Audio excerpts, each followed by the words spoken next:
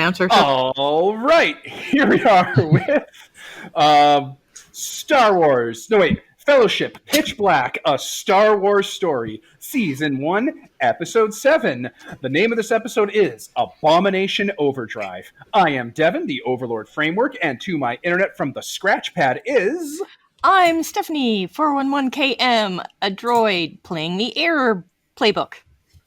Nicole playing General Dreadnought, an ARC clone trooper, the Tinker playbook.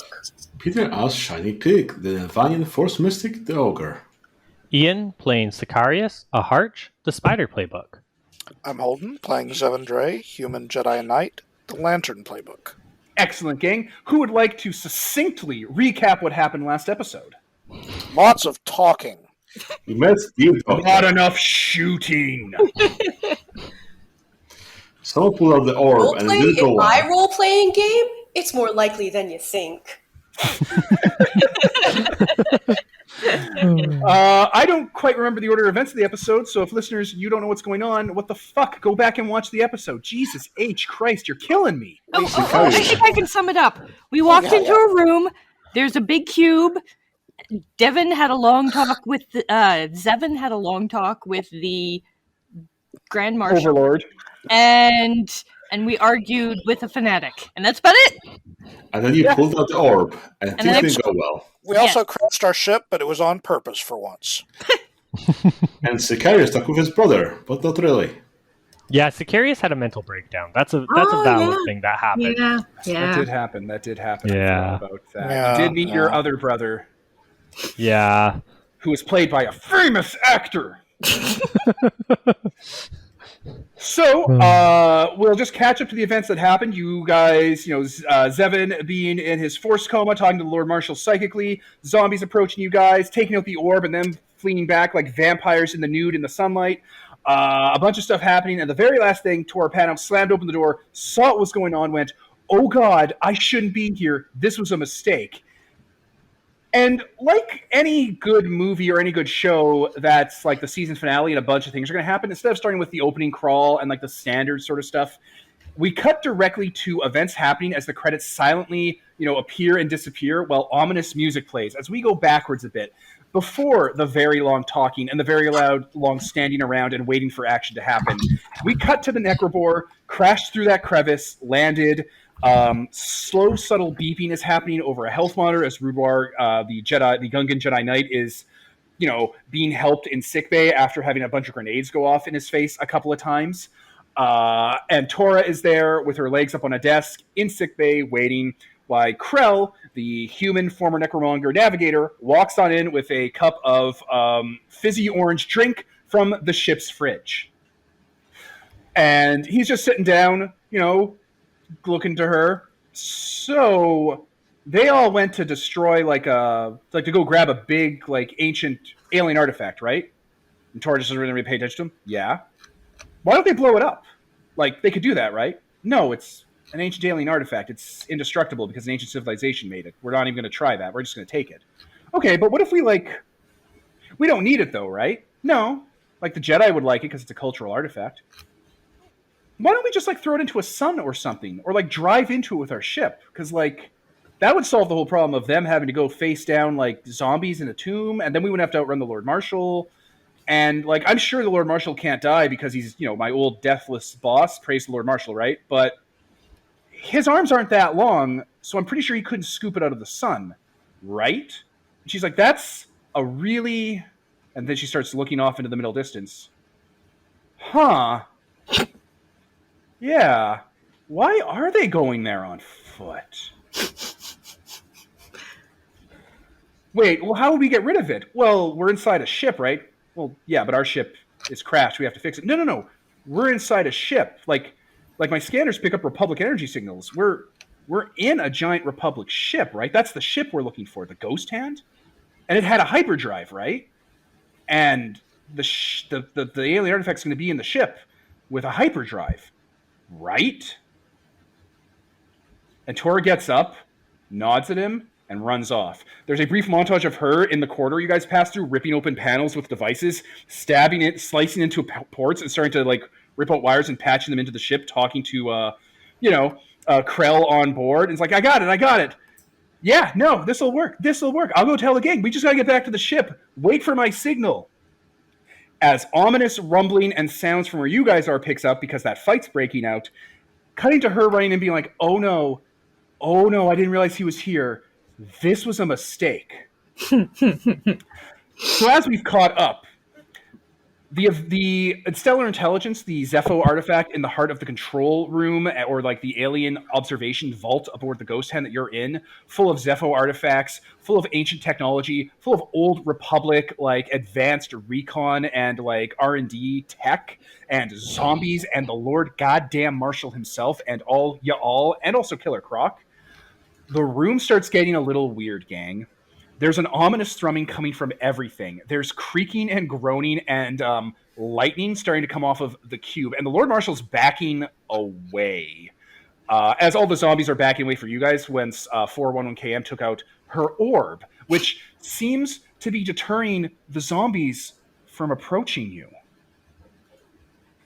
So before things start to go weird, I would like to ask what roleplay you'd like to inject into this. Tora's here going, I'm so sorry, I didn't realize this was going to go down this way. My first instinct is to pick up the cube and yeet it at her to just take it with her, but... Okay, one, the cube is huge. Like, it's not gigantic, doesn't take up a room, but it's like bigger than a person. I mean, that's, her problem, not mine. So I understand. I understand. Tora just like gets smushed against the wall like someone hucked a fridge at her. Yeah, it's like the size of a fridge, the size of a car. Probably a little smaller than a minivan. Okay. I would also like to point out it has faces and hands pressed up against the inside, and at this point, you're starting to all feel a pull as like loose objects on your person and bits of your clothes are being dragged towards the cube, including the zombies and including part of the Lord Marshal as he's like backing away and he's feeling the tug on him. Oh. Black lightning is arcing off the cube, strobe lighting the area. Oh. I grab it. All right, you run up and put your hands on it? Yeah. Oh, okay. Boy. All right, it is moored into the ship really heavily, like the ghost hand, and you're going to have to start yanking to rip it out. It has stats.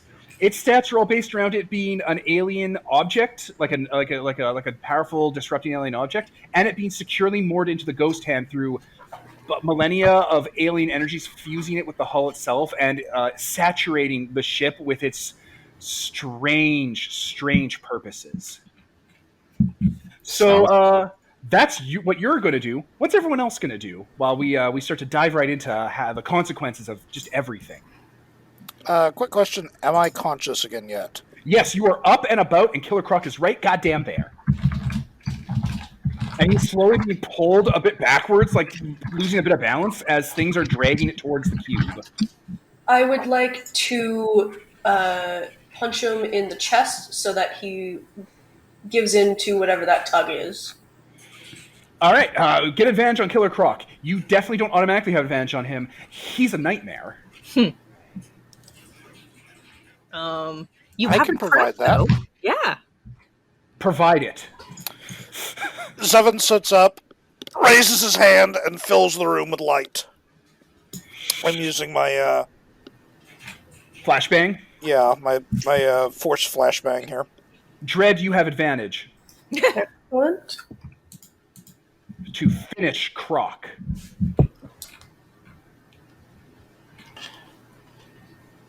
I failed. When you say you failed, what do you mean? I got a 5. All right. Well, that's not a failure so much as an opportunity for something else to happen, as they say, but not him being finished. All right, you hit Croc in the stomach as everyone is being blinded by blinding white force light. It doesn't push him back, and instead he grabs your suit and swings you towards the cube instead, separating you from the group. Shiny Peaks, what is happening right now? You're going to go pick up that cube, right? Yep. How are you going to damage this thing to rip it out from its moorings before the changes begin? Well, I am a small yet strong person, so I just want to pry it open with my bare hands here. Okay, I am going to I'm gonna Heart of Iron you. Sure. As you are clearly making a move against the Overlord. Because you're trying to steal from him. Stealing from him is making a move against him. Theft. Okay. Theft. The worst of crimes.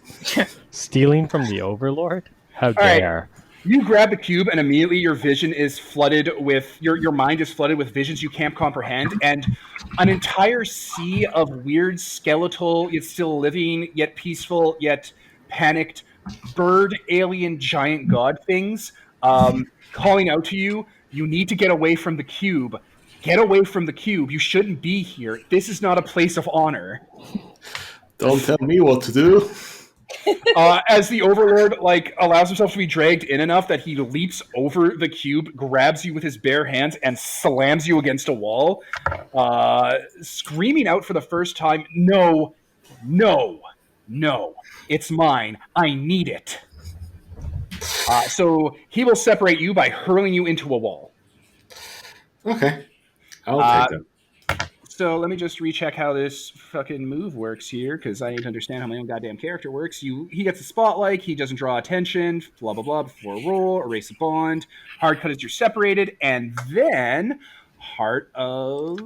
Oh, you know what? He damaged you, then Heart of Ice kicks in, he separates you, because I get to do both. And it's necrotic. Fuck you. Necrotic from where? But sure. You say he's trying to escape? No, he's trying to get in front of the cube to stop you guys from touching his goddamn cube. He earned it. Okay, well, while he has the spotlight, I'm going to hit him with a bear trap. Oh, what does the bear trap look like? I need to know it's not exactly a cartoon bear trap. I need to know. Ian, I need to know.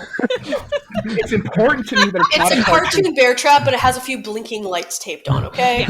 No. If anything, it should be a disc that releases like a gravity snare of bubbling light that like holds his like leg down or something. Yeah, or spider webs. Yeah, it's literally just Sicarius basically like Spider-Man shoots him with a web to the floor, and he's still learning his webs or something.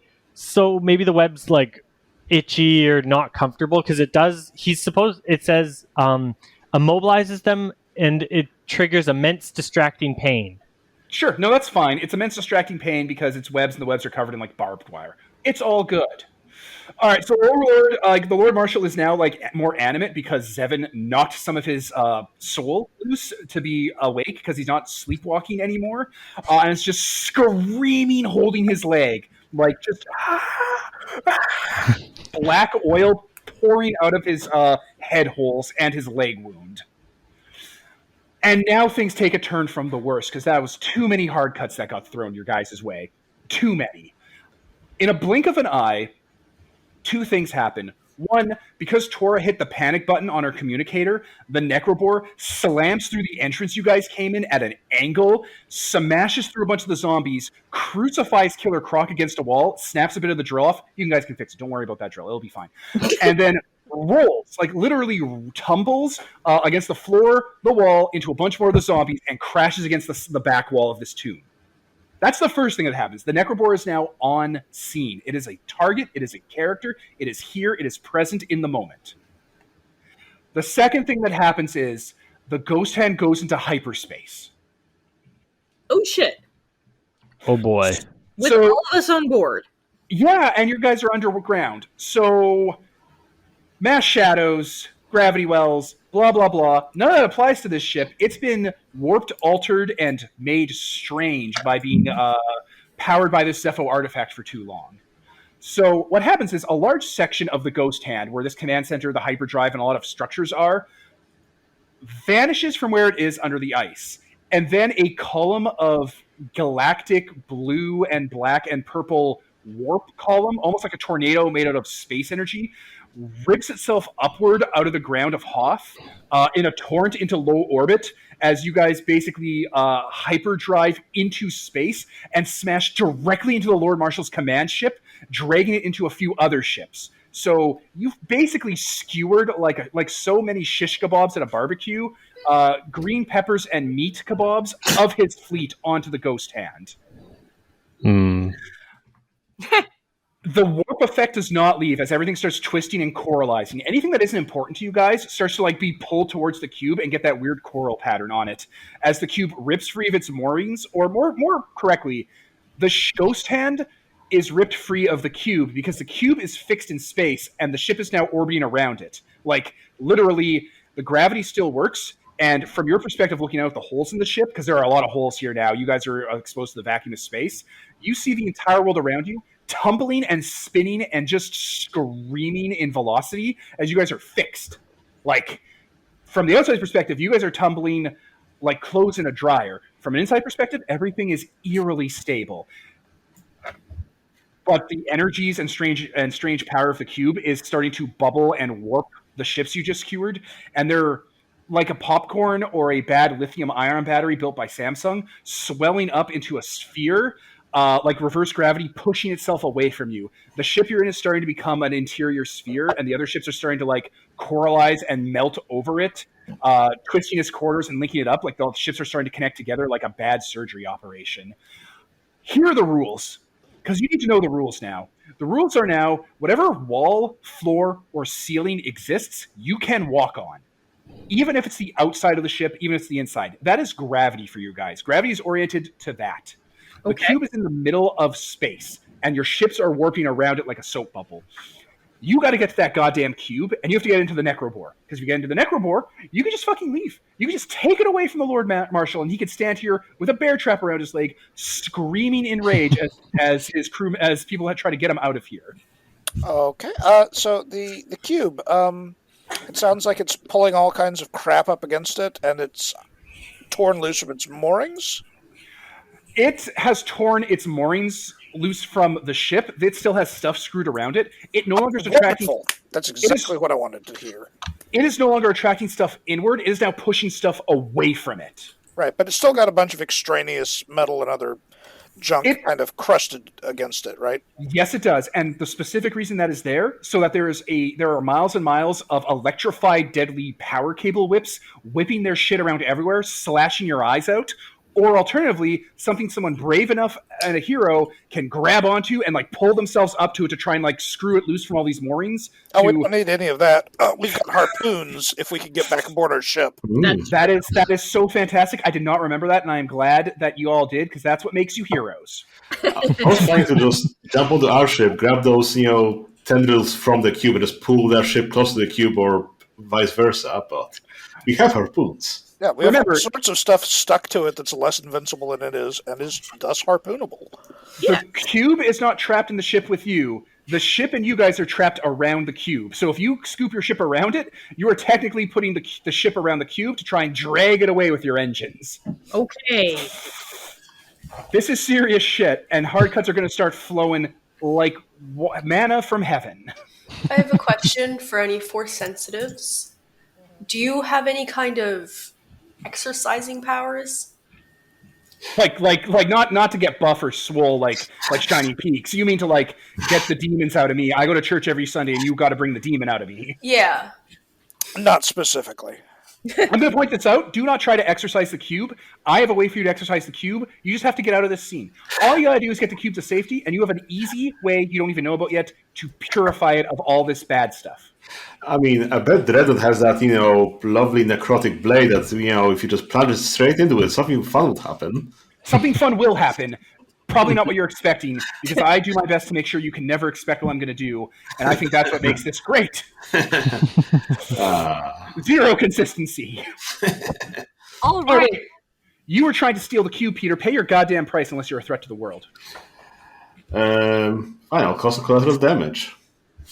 Yes, you can do that. What is the collateral damage that has caused that makes things harder for everyone while this is playing out?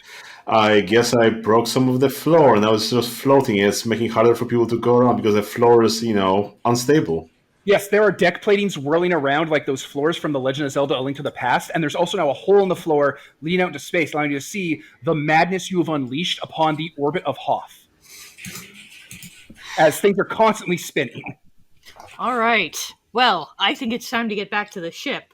And I tell Dread that it's time to get back to the ship. I hold the orb above my head and start hightailing it towards the ship. All right. That is what 411KM is doing. My problem I'm going to throw at you is Killer Croc being the blind idiot god monster that it is now, despite the orb being antithetical to him, and you'll find out why, I'm sure, eventually, is going to get in front of the orb and tank it to try and fight you and rip you apart because fuck you, you're not alive. He can't extract pain and sorrow from you. Ooh, does that sound like him fighting Kim one-on-one? It does sound like fighting Kim one-on-one, and he does not respect you as a person. And we're going to get into that real soon. Does he also insults? Wait, what was that, Nicole? You said I was separated from the group? Yes, you were way over there, and you're now being pressed up against the metal, and like part of your hull's starting to warp for your dreadnought and like the rest of the metal around you.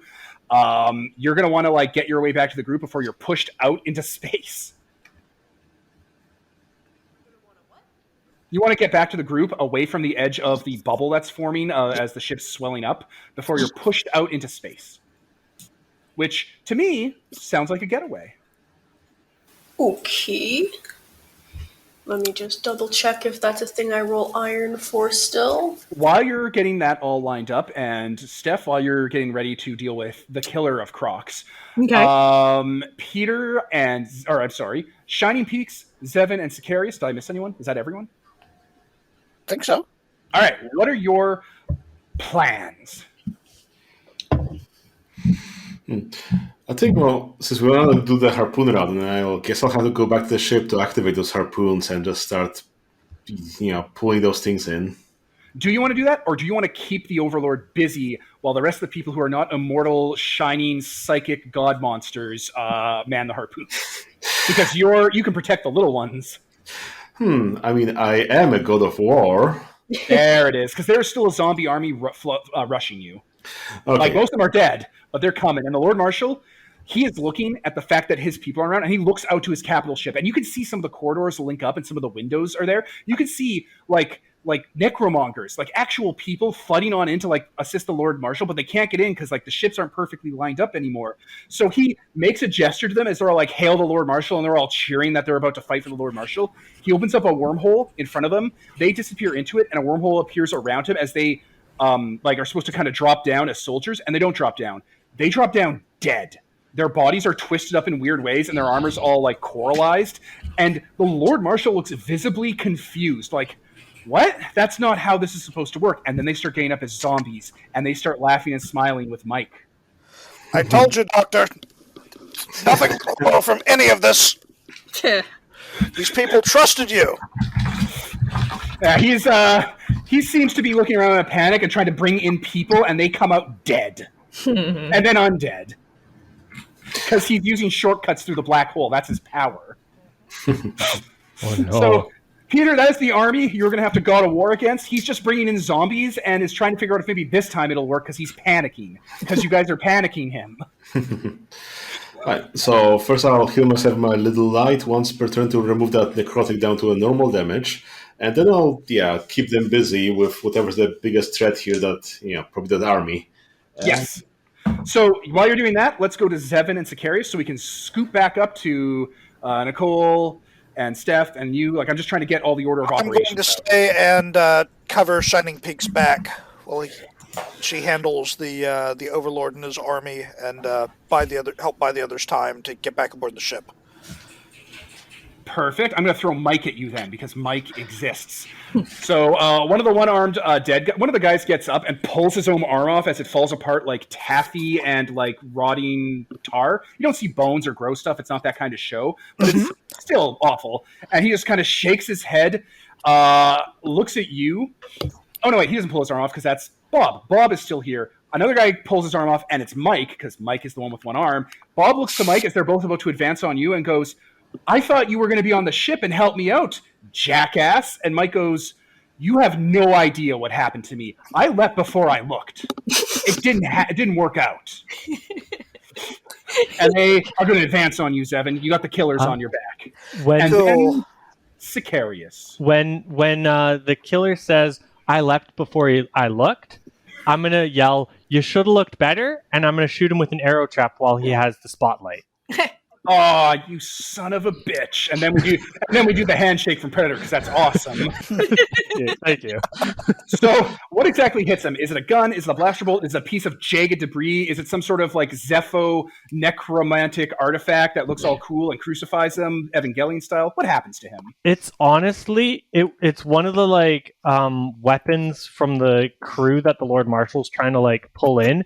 One of their weapons just like lifts up, and you can see me pulling a little web string as it like pulls the trigger and just shoots him right in the back. All right, how much damage does that do to Mike? That's 1 point of damage. You know what? The thing he possessed only had 1 hit point because it's those basic ass troops. He only has the corruption stat because his options are slim pickings for advanced and complex stat blocks at this point. So yeah, he'll get shot through the heart and have a hole in his chest and go, you sleemo, and drop over dead. And I'll just look at Zevin and be like, I got you.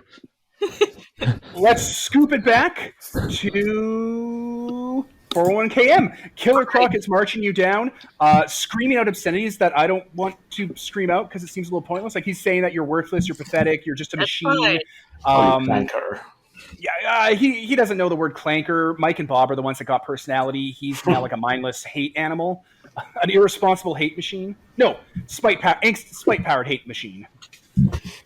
So yeah, he's coming at you, 401KM. What do you do? All right.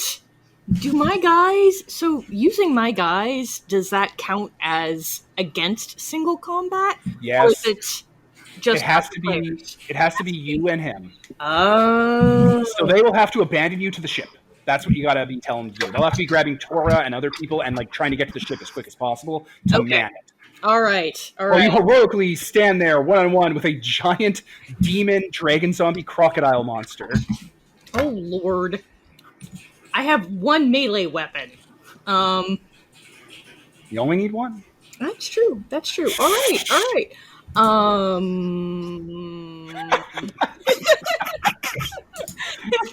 Like 15 years and it never gets old. I know. Not a day in my life. So is this a scene where I could use How Dare You? Yes, I'm specifically giving this to you. Thank you.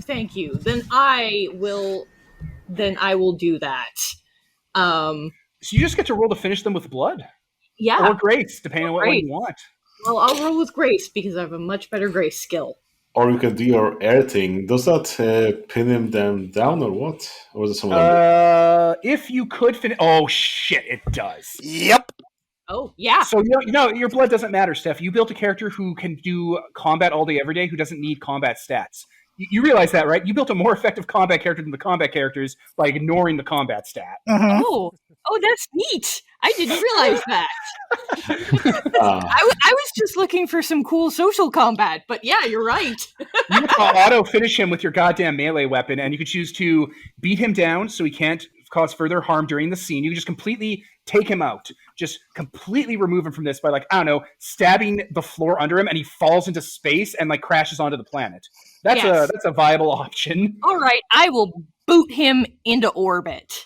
You could also fuck him up so bad one of his stats is gone forever. Yes, but that's if they're damaged. Does he have any damage stats? No, he has 2 stats. The 2 stats that Killer Croc has, to let you guys know, is Necrofire, which makes him melee, necrotic, and ranged, and then Undying, where if you destroy him, he comes back unless you do a purity ritual. By the by, the ritual to destroy him forever so he doesn't come back like a dragon lich is to use the orb to purify his corpse, because the orb is important, guys. You just don't know why yet. The orb is like one of the most important things in this solar system at this point. I got AFK for 2 seconds. Be right back. Sure. Since I don't know about a purification ritual, I will just boot him and drop him into the gravity well of the planet. So you step aside and basically matador him into the wall, and he fucking falls out of this and starts burning up in the atmosphere. Yes, that is exactly what I do. Yeah, he's gone. He's gone. So, let's move then to Dread. Dread, you had to get away. How did that go? Nicole, you're Dread. Oh, I think she's... she's... BRB. Yeah. No. I thought Holden said he'd be BRB. Yeah, Holden She BRB. posted You rolled. it. Damn. Oh yeah, she did. Damn. Okay, let's cut back to Shining Peaks. I rolled an 11. Okay, what were you doing again? I was keeping an army busy, so I'm guessing I'm just jumping around in this weird gravity thing because I can also jump like a slimmer, leaner Hulk, and yeah, just. Oh my god, your dog girl She-Hulk. Jesus. Not now. You could be a lawyer. I can rock this blue body. Habeas corpus. Present thy body. Beck, has Croc gotten bodied yet? Yes. Croc got body, and Peter made the most amazing She-Hulk legalese one-liner I've ever heard in my world. Because he's bouncing around like a slender buff She-Hulk at this point, right? So we're like habeas corpus, and it's just like him it's her fully bodying these zombies and going, present thy body. The king of fan did not come to be served, but to serve.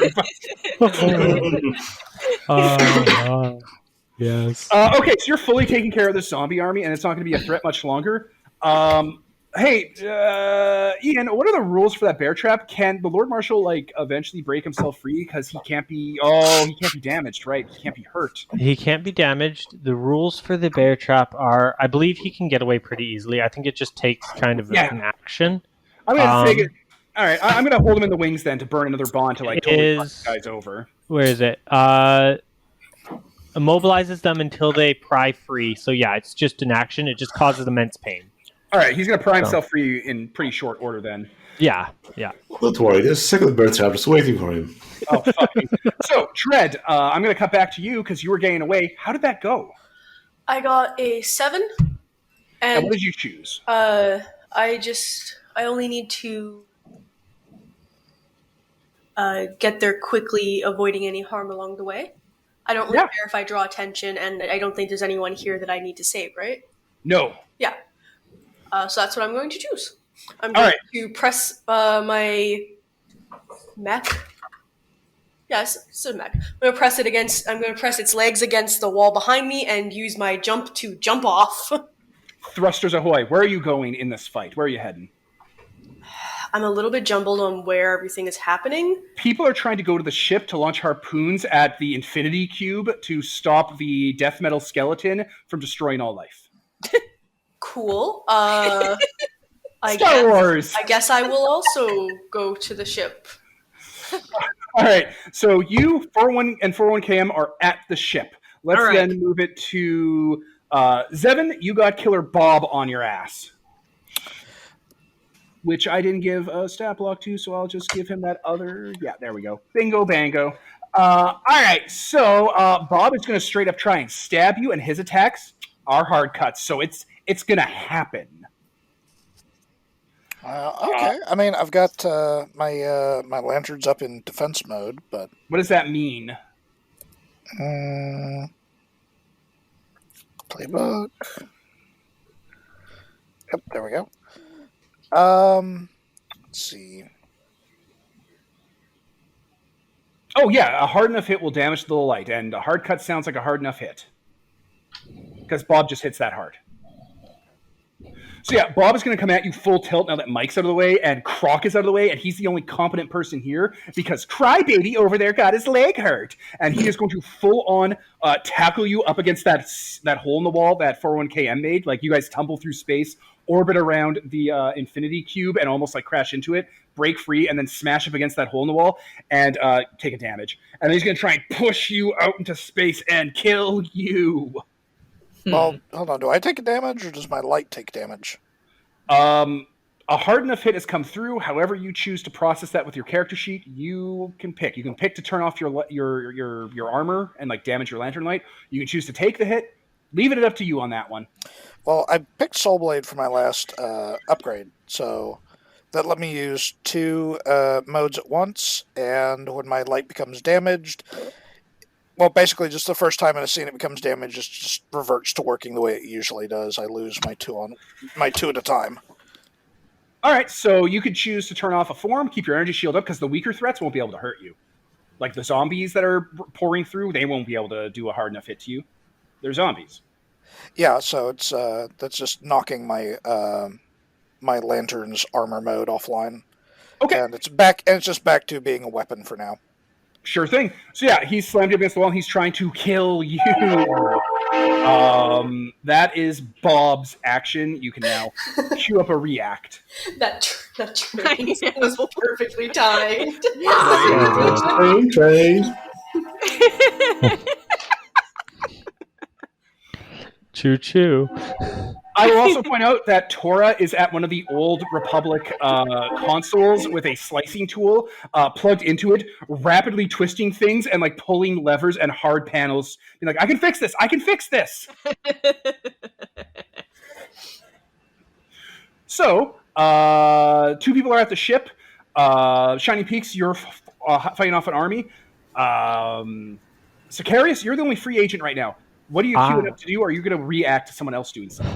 I need to get a web, so I'm going to keep I know the Lord Marshal is currently in a bear trap, but I want to get his attention on me. Then force him to burn a bond. Well, I'm going to use keep him busy, because that gets me webs, and I need more webs. So, because you kept him busy, you get your web, obviously. Because you've made a move against him, I get to activate Heart of Iron. Which what both of us want. Also, pay a price. Pay a price, you piece of shit. Yeah, I have to. Let's see, what do we... Also, I have now burned my last bond with Sicarius. We have your family. I no will... longer weighs heavily on your soul, because you can beat this guy. He's a goon. I will spend some gear. So I will start, like, blasting off my rifle and being like, hey, look over here. Hey, I hit you with the bear trap. Pay attention to me. And just... Okay, you definitely get his attention. You goon. You rube. My brother's 1,000 times better than you'll ever be. He doesn't really care about that. I don't care. But okay, that's all good. All right, I'm going to use my cut to damage you, because why wouldn't I? Are you drunk? It allows me to activate Heart of Ice, and why wouldn't I do that? It's amazing. So when you shoot him, he puts his hand to you and drags you into your throat, into his grip, along with the rest of your body, and starts slamming your head against his own body, against his spikes, puncturing you, leaving you to bleed out. And then he's about to, looks like, I don't know, finish you off or something, when I will reveal an unwelcome truth, which is that Tora was allowed to continue meddling and made things a little worse. Oh, no. As you guys jump into hyperspace again. Oh, no. Oh, no. So all of you are thrown about and kind of jumbled about inside of here as you tumble through the gravity well of the cube as it starts to arc lightning and whip cables around, trying to cut you guys in half, because this is a very chaotic scene. And you guys find yourself in orbit around the star that Hoth is around, rapidly getting close to it. I would like to take the opportunity, as we're all being bounced around like pinballs, to kick Bob out through one of the gaps in the sphere. You definitely have advantage, because Bob does not know what's happening, because the Lord Marshal is a fuck-up and fucking up their plans. Like, sure, Tora did it, but Bob's going to blame the Lord Marshal because because Bob can torture the Lord Marshal basically at his leisure. And that's a 10! All right, so you kick Bob out of that hole he was trying to put you into, and he flies into the sun and starts burning up, just screaming the whole time. Have we gotten to the harpoons yet? Yes, you guys are running onto the ship. Krell is there trying to fix the navigation panel, because remember, 2 grenades went off on your bridge. So he has spare parts. He's like welding as quickly as he can and tying cables together. Be like, I'm sorry. It's not my fault. It's not my fault. I didn't think this through. This wasn't my plan. The Jedi did it. I'm just a little boy. I'm a little baby. It's my life day today. Every time you say Krell, I'm like, wait, what? Not Pong Krell, the other Krell. Yeah. Nicole, you named him this way. Navigator. No, Holden named him. No, Nicole wanted Krell. Really? Yes. Krell Duran. All right. I thought it was Holden. I thought he was like Krell. I'm like, you know what that means? All right. Well, I don't know if I know. It doesn't matter. I definitely suggested the Duran part. I don't remember anymore. It's not important. Either what is way, important is you're on the ship. We're on the ship. Dreadnought. We fire the goddamn harpoons into the goddamn cube. Woo! You're welcome. All right, so spend harpoons if they have to be spent. You lance into the cube. You now have advantage. You probably want to make a ship move, Captain and Dread. Slingshot it into the sun. Engineer. Why were we shooting it into the sun? We were trying to steal it. You want it. We just don't want him to have it. Do not throw it into the sun. That was a terrible plan thought up by two literal man-children. No, we're trying to steal it, not destroy it. Damn it! Well, yeah, but we're only trying to steal it because we didn't want him to have it, though. We don't need it for anything. No. We're moving on. I need it. I need it. I'm gonna keep it. We are moving on from throwing it into the sun for Smooth's sake. It's shiny, and Kim wants it. End of story. You would also gain an infinite amount of dark side points because the stellar intelligence is more than it seems, and it's full of innocence. Also, the loudspeaker comes on in the ship, yelling at everyone to get inside the ship. Okay, so someone wants to roll with the ship to reel the ship over top of the cube as you basically turn the ship into the cube's new hermit crab shell. I think that sounds like a ramming speed, which is the engine move, is it? Is it? I wonder if we have an engineer who can ram this fucker. Everybody turns to Dread. Does the engineer get any bonus? You get to roll with engine. The pilot can roll plus engine. So we're just going to assume Dread's going to be the pilot right now because, they can work the bridge with it being blown up because Dread is amazing. Okay. Actually, you know what? No, that's the quick thing. That's one of the goals I set. There are 4 goals for this scene. The 4 goals are disconnect the stellar intelligence from the center of this mess, move it into the ship, repair the ship so this all works, and the last goal is survive. As zombies are pouring on board things. So it sounds like we need to open fire to just dislodge everything from the cube. No. You have the cube harpooned. That is the first step. You are on your way. That is one thing done. You just got to move it on board. But to move it on board, you got to fix the ship. Which means, Dread, you got to jury rig this ship. All right. Then I guess, while Dread is jury rigging, I guess I'll roll to... Fire the cannons at the zombies? Maybe spend some ammo? Yes! I have the power. All right, what am I rolling? Plus guns. Yeah, roll plus guns and spend ammo to make your weapons be fucking crazy. So roll plus cannon? What do you mean, how? Don't stats only go up to 3? 2d6, hon. Oh, they had hope. Okay. No. 2d6 naturally. 6 plus 6 can equal 12 on 2 6-sided dice. Oh my god, I have been rolling 1d6 this entire fucking game. No. That's why all my rolls have been so fucking shit. I thought... Fellowship a million times! That's why I've been so fucking ineffectual. Oh my god. I've played Fellowship so much. I don't know why this happened. Okay. Why have you chosen to hurt your friends like this? Are you drunk, Nicole? Rolling. Like, literally, the entire game I've been doing this. It's so weird. All right. 9 plus 2 is 11. I spend an ammo. All right. An ammo, and then you're going to spend it to make an area or burning? Oh, yes. All right. Do you want to do both? Because zombies burn in fire. Yes. Right, you guys got 1 ammo left, but for the rest of the scene, your guns are running hot. All right. So 11 on the guns is annihilation territory. So Peter, you've been holding off this army, and I'm assuming you've been grouping them up into a swarm. Yeah, I've been corralling them like a shepherd's dog. Okay, well, you did a good job, shepherd's dog, because like any good shepherd's dog, you have to watch your sheep burn to death. Huzzah! I'm the Judas goat here. God damn it, Devin! You made me spit out my coffee. It's really all I'm here for. Every game, I try to get someone to spill out their drink. It's my gift and also my curse.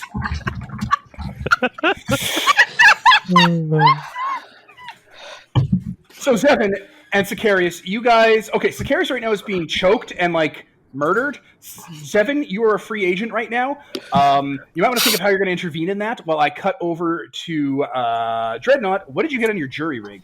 13. Oh, dang. Oh my god.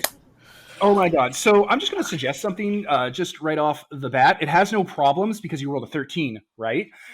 I'm just going to say you walked your dreadnought into the bridge, slammed the fists into the broken consoles and gripped them, and just, jerked that way. And you're manually steering the ship like you're the reins of a horse. Yes. Does that make you happy? Devin, what is it with you and riding giant robots like horses? It's the coolest way to do it in a high sci-fi game. Like she's grabbed like the core cables that would plug into the consoles, and she's pulling on them and making all the mechanical parts of the Star Wars ship buck, and like all the ship rudders and stuff turn and twist, and the engines manually go. It's a Star Wars ship; it has to do that, right? It's not electronic; it's all analog. Yes, let's go with that. Okay, so you are now able to start dragging the cosmic cube into your ship. Somebody, somewhere, is going to want to, at some point, prepare to, what was that, Pete? Was that going to be a ramming speed roll with engines primed?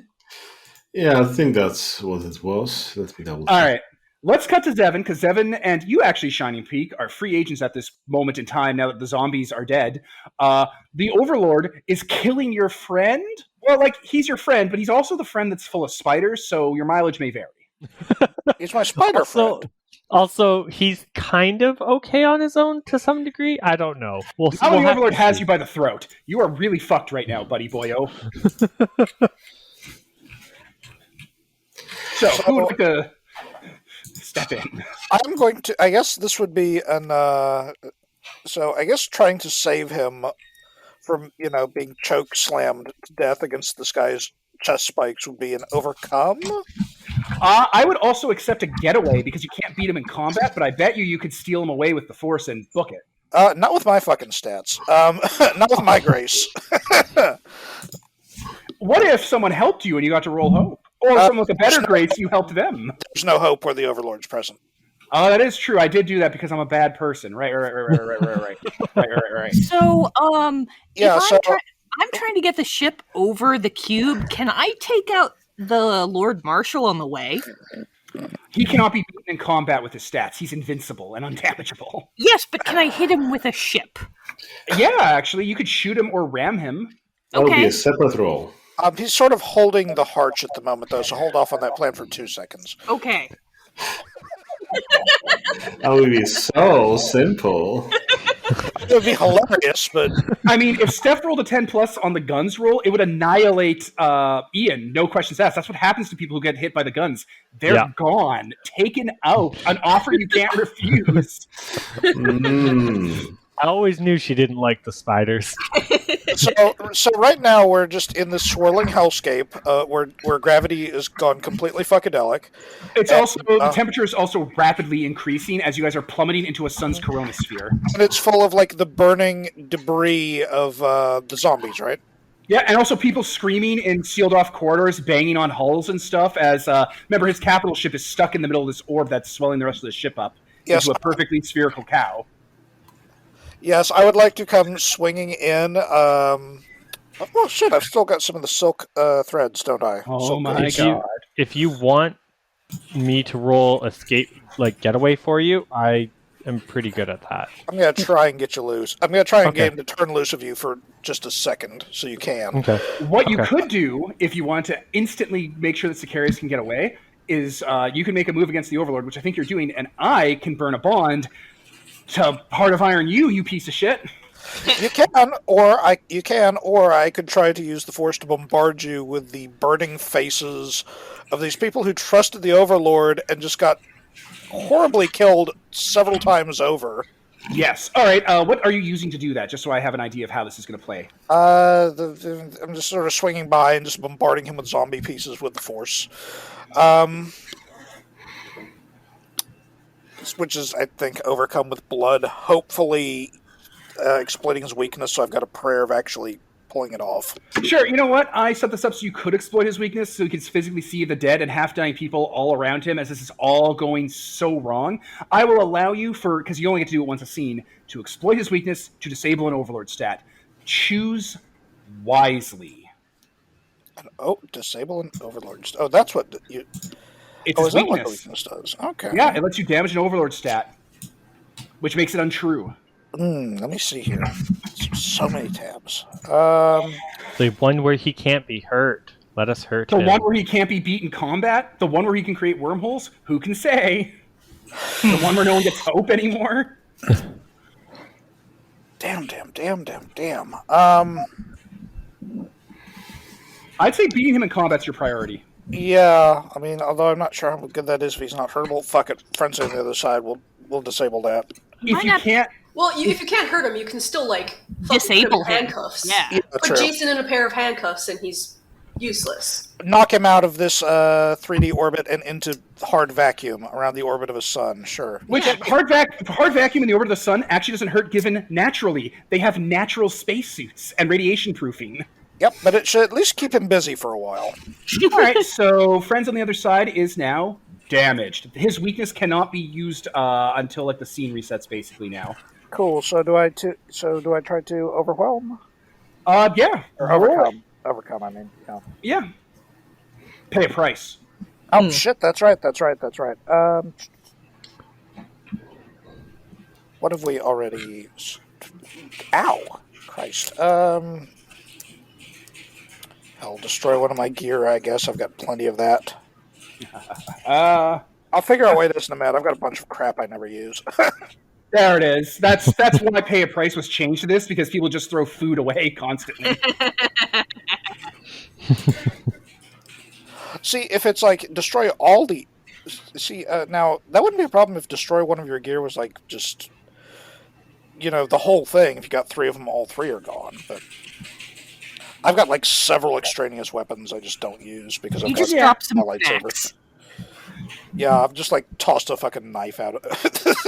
I lost. Oh no! All right, so Lord Marshal like drops Sicarius because like roll getaway, right? Sicarius. I rolled a 12. Good enough, Sicarius. Roll getaway. Pay a price. Okay. Actually, I rolled a 10, but I got plus 2. I have to pay a price. Sorry. You always have to pay a price. No, He's that's the fair. Overlord.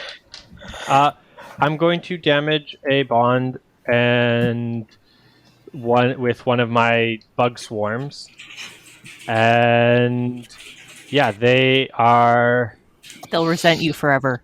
Yeah, they're going to be a little bit pissed, but I'm going to damage a bond with them.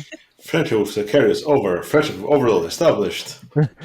Yeah. I mean, if Pete was here as the nemesis, he could probably recruit your spiders on his side as a threat. Actually, wait. Since I'm switching mine to lose your weapon since I have like 3 weapons. Sounds good to me. The more you spend, the less options other people have. One would have hurt, and lose your weapon would have hurt all of the others a lot worse than it hurts me. Exactly. Okay. Now there's only suffer setbacks and gear destruction. Yeah. As I force my spiders to swarm him to let me run away. All right, they burn. It hurts. Okay. Can I grab Zevin at the same time and roll? If you're good enough at getaway. That's one of the options. That's a getaway option. Yep. Okay. I think spiders get... I didn't pick that breed of spider. Never mind.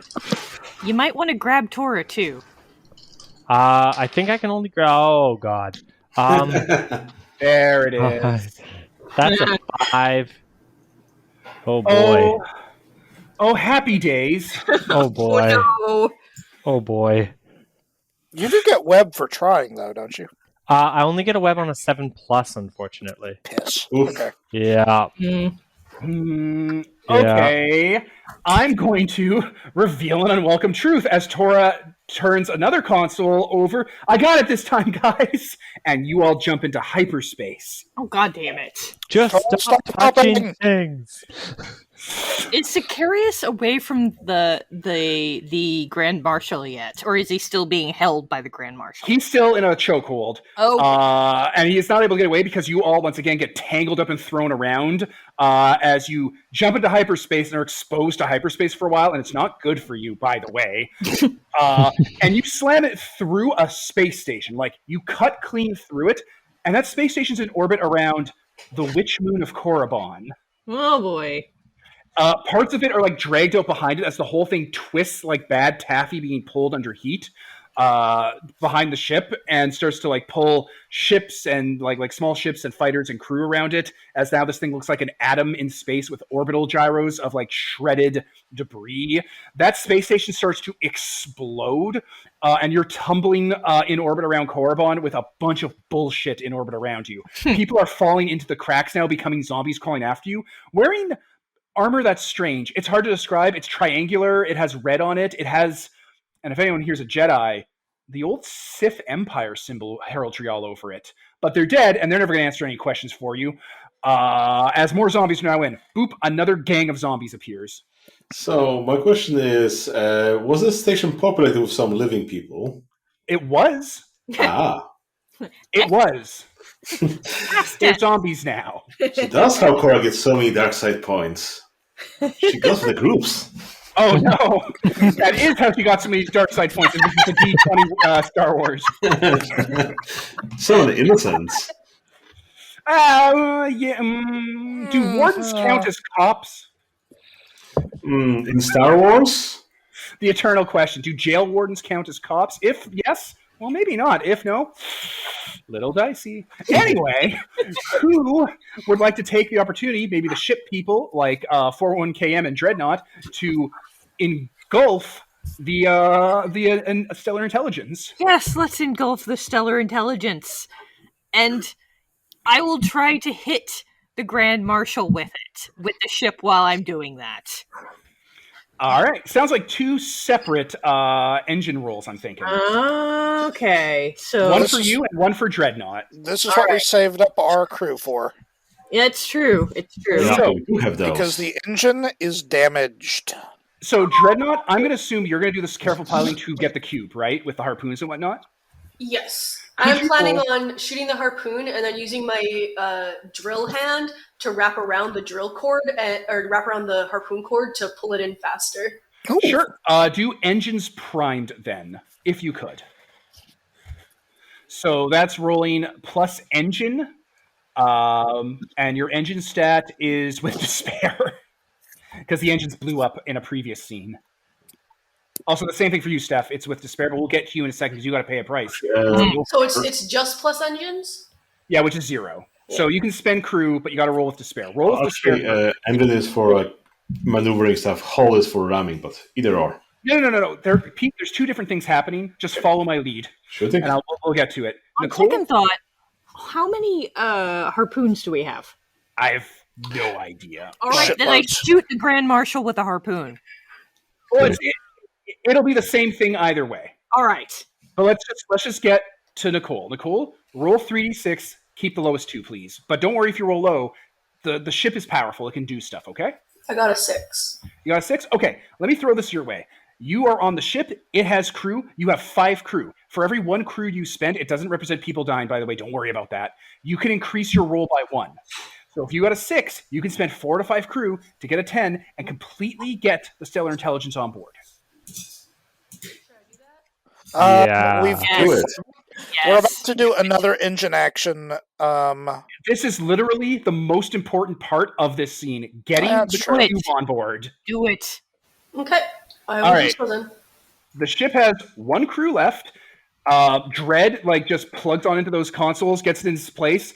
The harpoon fires out. They go into the spool for the harpoon where all the cable is kept, or where the cable is kept in liquid canister form and then deployed like liquid cable, which exists in Star Wars. And you just start using your drill hands to spool it yourself on overdrive. Your vessel heating up.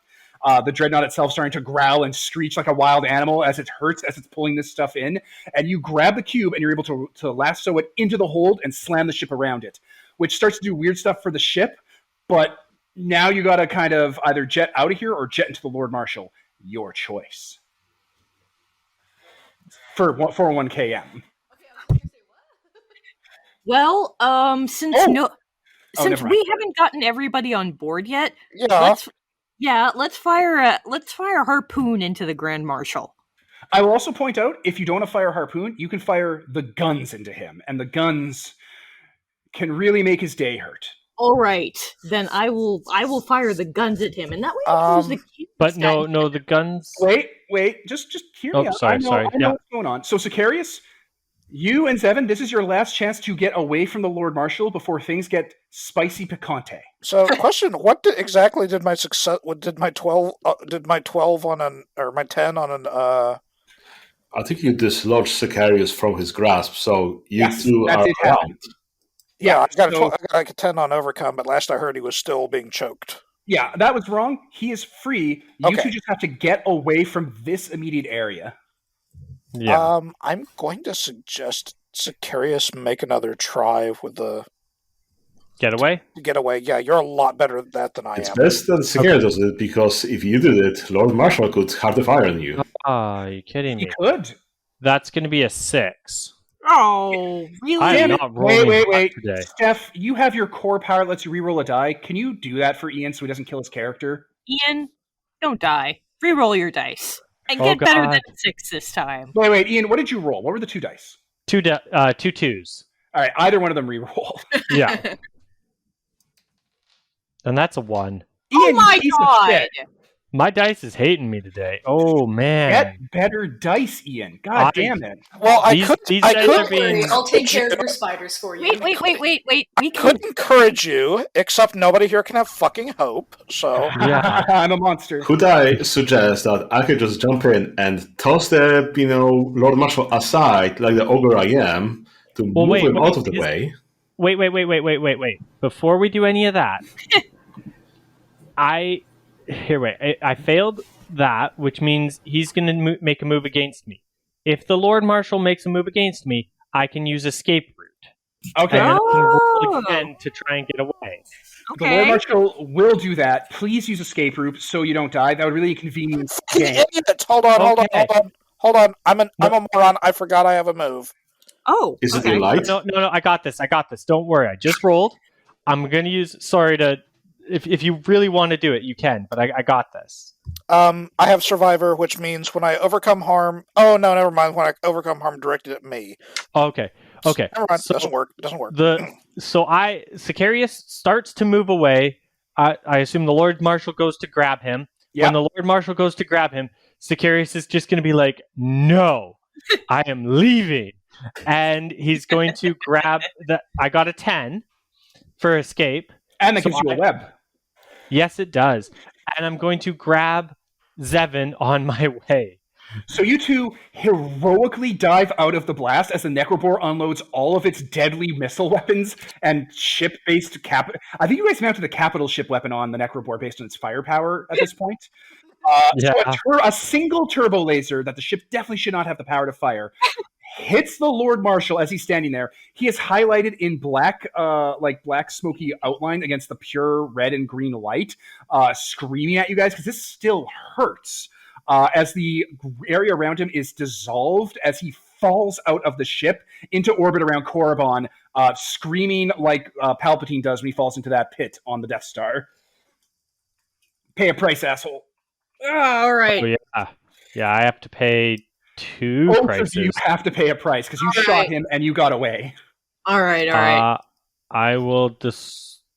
Well, okay, go ahead. You first.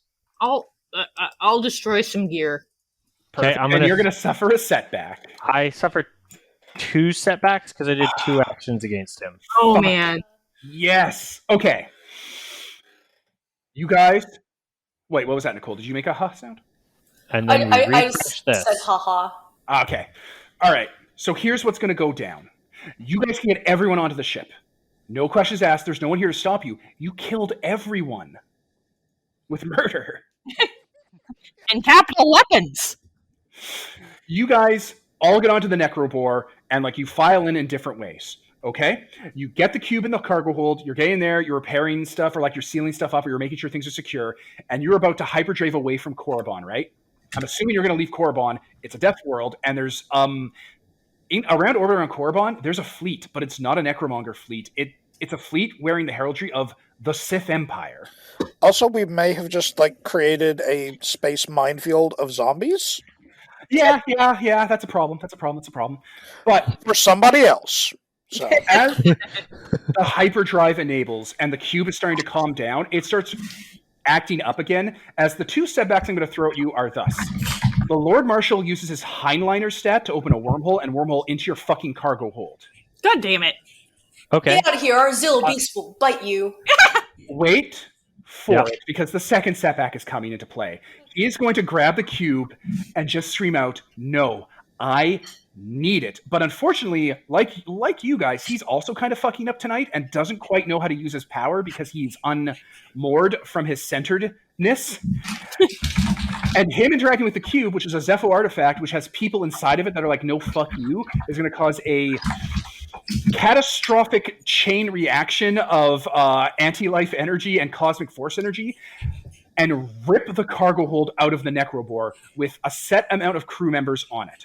So this is my pitch to you. Who would be more valuable aboard the Necrobore being the rescue party? You get to pick 2 people. They will need to be able to repair the ship, and they'll need to be able to negotiate with the Sith army in orbit. Wow, that puts Dread on there. Yeah, that puts me in dread. Okay. Because you could have also done Zevin if you wanted. Yeah, or Zevin, do you want to negotiate with a bunch of Siths? And remember, they're not evil people. They're just part of the old Sith Empire. It's complicated. It's not like they're blood-sucking vampire monsters. They're much better than the Necromonkers. It does sound like the heirs thing. Okay. Because there are options. Like, other people could be in here, but there is a clear kind of pattern of who would be most optimal for you guys about to get a hole in your ship and need to use it for a rescue op. I was just picturing like all the hands that were pressing against the surface of the cube just suddenly switched to giving the Lord Marshal the middle finger against the surface of the cube. Everybody, high five. Okay. So, the cargo hold rips itself free, wormhole style, of the Necrobore, which means the Necrobore has to, like, seal emergency baffles because it has a giant rectangle ripped out of it. You all, including the Lord Marshal, are now tumbling, free-falling with the cube in the center and, like, the rest of you guys rotating around it, including the part of the hold, into Korriban's orbit, hitting the atmosphere, skiffing off of it, and you fucking smash into the surface of Korriban, and the cargo hold blows open. The situation is thus. The cube is on the ground, and it calms down. It's no longer being weird. It's just a big, heavy cube that a very buff dog She-Hulk can easily pick up. But now, you are all on Korriban. And Korriban is not the Sith homeworld. Korriban is not an ancient witch moon of their power. Korriban was where the old Sith Empire would put war criminals and threats to the galaxy for quarantine.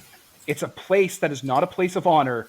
It is not a place of glory. It is where they put things to keep their citizens safe, because it was an empire. That means it had plumbing and janitors and unions to keep the trains on time. They had sanity. Okay? There's a reason no one was allowed to go here. So you are on a ruined, shredded mesa. There are castles the size of arcologies, old style, like medieval, twisted European, but with weird different cultural aesthetics with technology. Cities everywhere. You are in the outskirts of what was known as the capital, Anor Londo. And within running distance, there is a building. It looks like a fortress. It looks fortified. It looks like you could hold up in there from the Lord Marshal, because a distance away on the horizon, a 13-foot-tall death metal skeleton that is super pissed off at you gets up with a twisted, broken leg and starts lurching towards you like a zombie at top speed. Sounds like they have the spotlight. No. You have the spotlight. That is me making a cut called warning you of an approaching threat. Okay. That's fair. Just checking. So, what do your spider eyes see? I see shelter. Like, let's get out of here. Wait a minute. Is this the beginning of a new scene? I'm going to say yes. You have moved on from the light speed calamity to what I call the terror. Okay. And it's a new location, so erase that, web if you have that, Ian. I erased a web, and then I gain a web. How's that? Right. Okay. So, while you guys are running to the terror, I will now set the scene on the Necrobore. Dread, you were in the pilot's seat, and Kim, 401Kim, you were also piloting. Like, you guys were in the cockpit when this happened, so all your friends are gone. Oh, dear. They're gone. You saw them crash in Korriban, and you're able to pick up their life sign readings. And once they hit the surface, it goes dead. You're not able to pick them up. Your visual scanners that are active are able to zoom in a bit through the atmosphere of Korriban, and you can see them with the cube moving.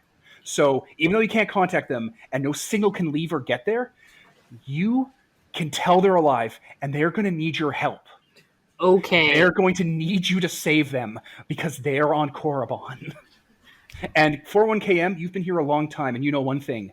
Nobody survives Korriban. Nobody gets off alive. It's never happened. Yeah.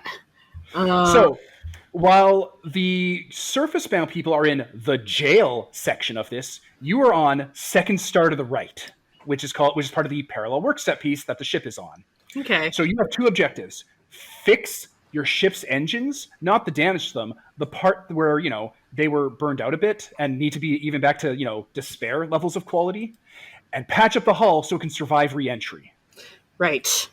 To do this, there are a myriad of opportunities ahead of you. You can start scavenging your own bodies and droids to do it if you want. You can start scavenging the Dreadnought. But you are in an orbital field full of wrecked ships, destroyed space stations, and the bones of previous conflicts, waiting for you to go in and give them new life. So how you two want to organize this to get those two objectives complete is up to you. You have resources on hand. Including harpoons. Yes, including scavenging harpoons. So while they're on the surface desperately running with that cube to get to the safe house they've found, I need to ask you guys, what is your next step? What do you prioritize? Because both of you can survive in a vacuum right now. Right. Well, Dread, what do you think would be the fastest option for repair?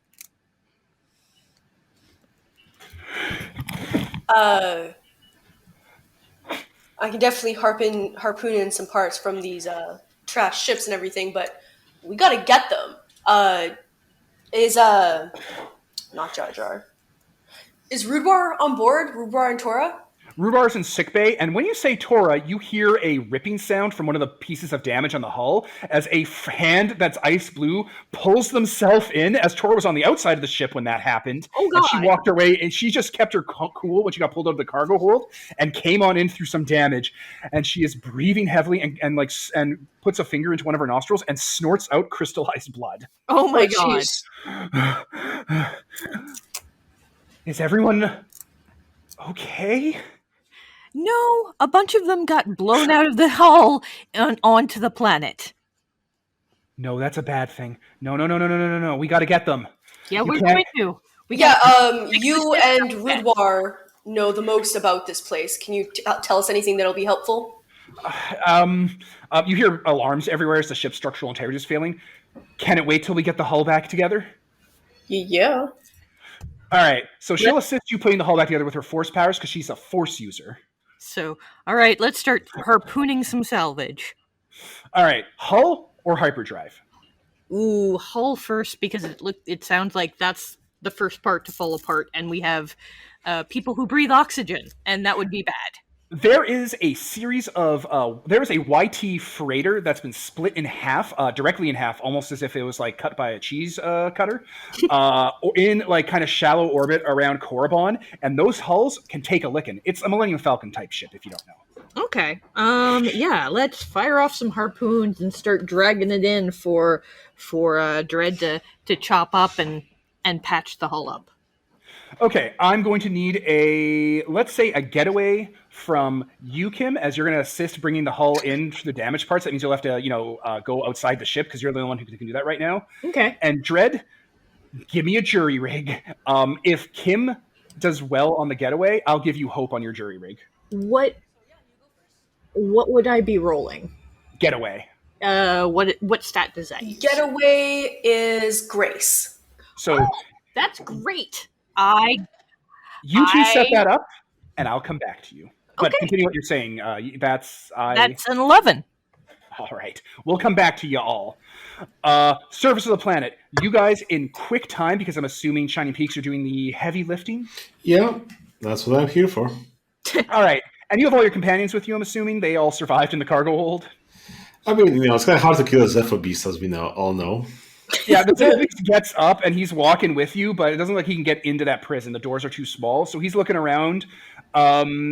looking at the top of it, looking at you, being like, gesturing that it can climb the tower and maybe give support from the sky if it can. Sure, I just nod. All right.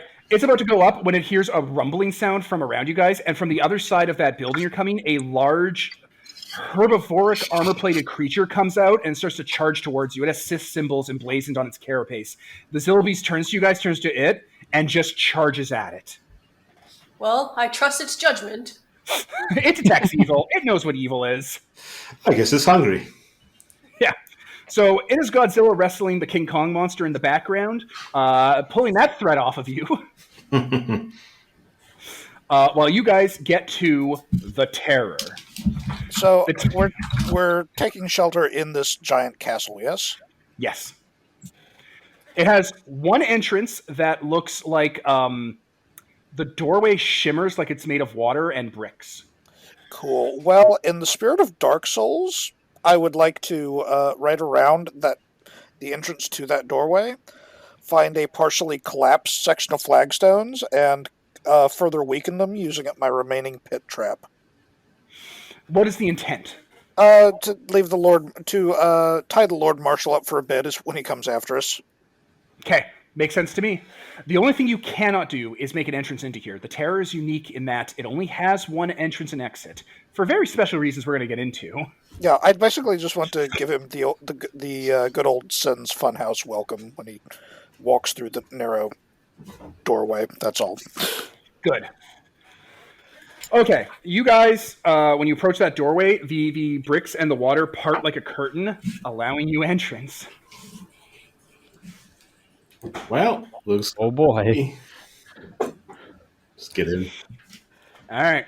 You haul it in, and it is bigger on the inside, straight up. And as soon as you do, the curtain closes, and a large, ornate locking mechanism materializes with no clear keyhole, but instead old glyphs and runes that like burn in front of it, spelling out some sort of message in Sith. If you only had a protocol droid. If only you had a cracked protocol droid. What if we crack the stolen intelligence a bit? That looks like a protocol droid. Maybe it's a transformer. Well, I guess we're not leaving. Oh well. What else is on the inside? The dead. Knights in old Sith-style armor that looks kind of futuristic and kind of archaic, but it looks more like kind of Arthurian knight-styled, carrying vibro swords that no longer spin, walking with kind of like a broken, aimless gait. They're just walking around you. They don't even really approach you, but there's hundreds of zombies in here. And this place, it's... imagine a hollow central shaft with building material built around it, like a panopticon almost, actually, like the actual literal definition of a panopticon-style prison. So there are cells lining the interior endlessly, and then at the very center is a hollow shaft that leads straight down with a myriad of twisting spiral staircases leading down there.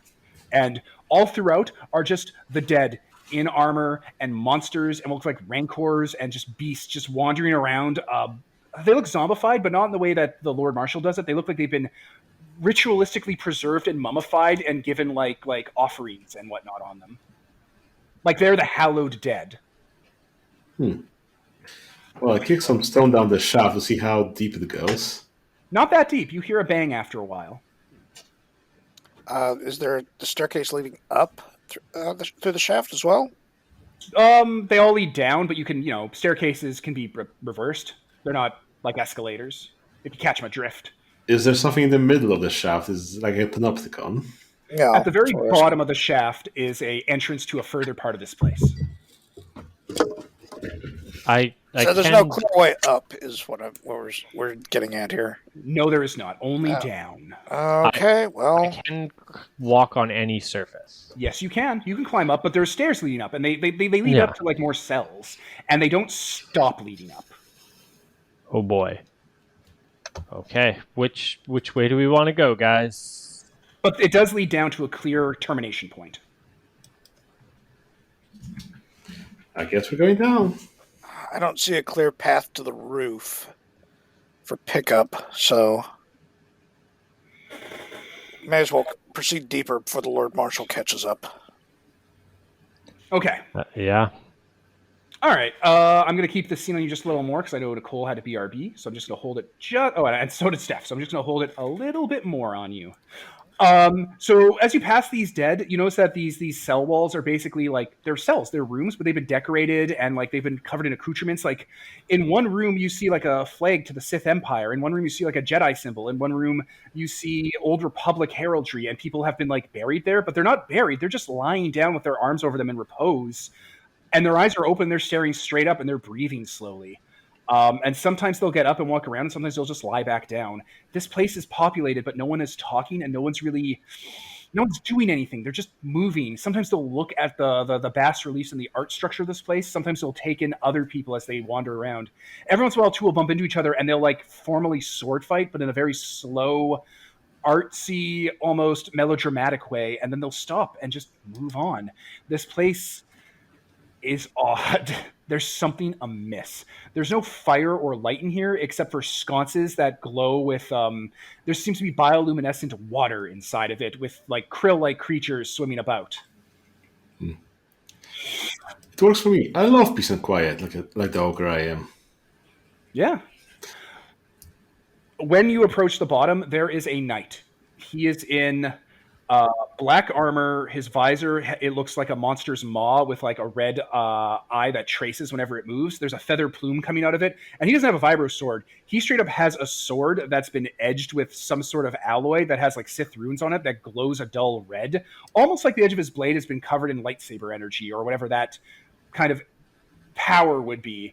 And he stands there on guard with his sword in his hands, pointing straight down to the ground at the end of the staircase. Hail, friend.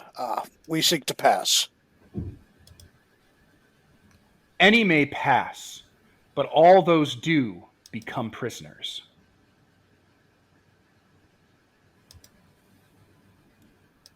We seek a way out of here to the surface to find our friends.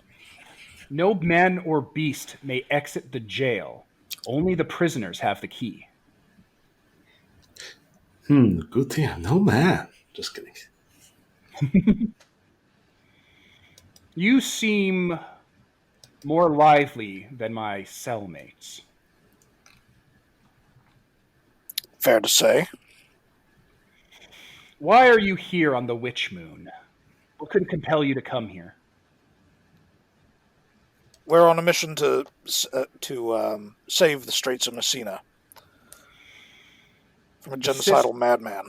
The sisters cry out for a hero, such as it always is.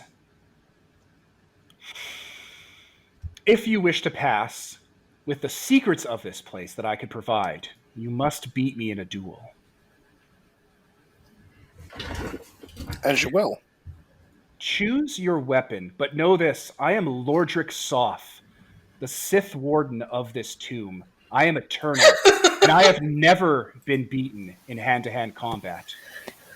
But maybe in a question game. I know, right? Also, what do you think the odds are he'll be mad if I hit him with a arrow trap? I will point All out I know is you don't want to go into his mirror world dreams and kill the baby. That's not the right answer. It is a simulation, but you don't want to do that. You can't just reference our Ravenloft games where they did that to Lord Soth. But, Ian, I'm going to point out, Lordric Soth is the honor bound, and he is largely unbeatable. That's fair. I'm getting that vibe. So yeah, I wasn't going to do anything. Yeah. So, choose your weapon against Lordric Soth. Can we actually go with the ancient game of Coruscant? He allowed you to choose your weapon. Are you familiar with the ancient game of Coruscant? Is there any noble, living or dead, who does not know the ancient game of Coruscant? Oh, this is amazing. Would this be the place to find those who are neither? Are you prepared for this to become your eternal resting place? I'm sorry, this is fucking hysterical. Right? I'm going to star wipe away from this. We'll come back and say that you've been at this for 15 minutes and see if you can trip them up. Thank you. Star wipe back to the crew in space. Actually, no. We will do a mid-scene. We cut to the outside of the Terror, the old Sith prison on Korriban, as the Lord Marshal drags his bum leg, is that the term? Damaged leg, to the entrance, and as he's about to enter, the stonework collapses on him and buries him, and he slowly starts raising himself up, but it's taking some time to get all of that ancient masonry and the weight of ages off of his back, as he is already so well weighed down with his guilt and grief and loneliness and sadness. And then we will cut to space. Oh boy. It's a new scene, so if we expose him to his weakness again, it'll be 2 stats down. Just kidding. Yeah, you won't find any of its victims here, friendo. I mean, we just need to make him victimize someone new. Oh boy. All right, so Steph, when we 411KM, when we previously spoke, you had gotten an 11 plus, right? Yes. All right, so you outside dragged in the hull, you've put it into place. Dreadnought, what did you get on your jury rig? I haven't rolled yet. I didn't hear if I got hope or what. You do get hope. You get hope for days.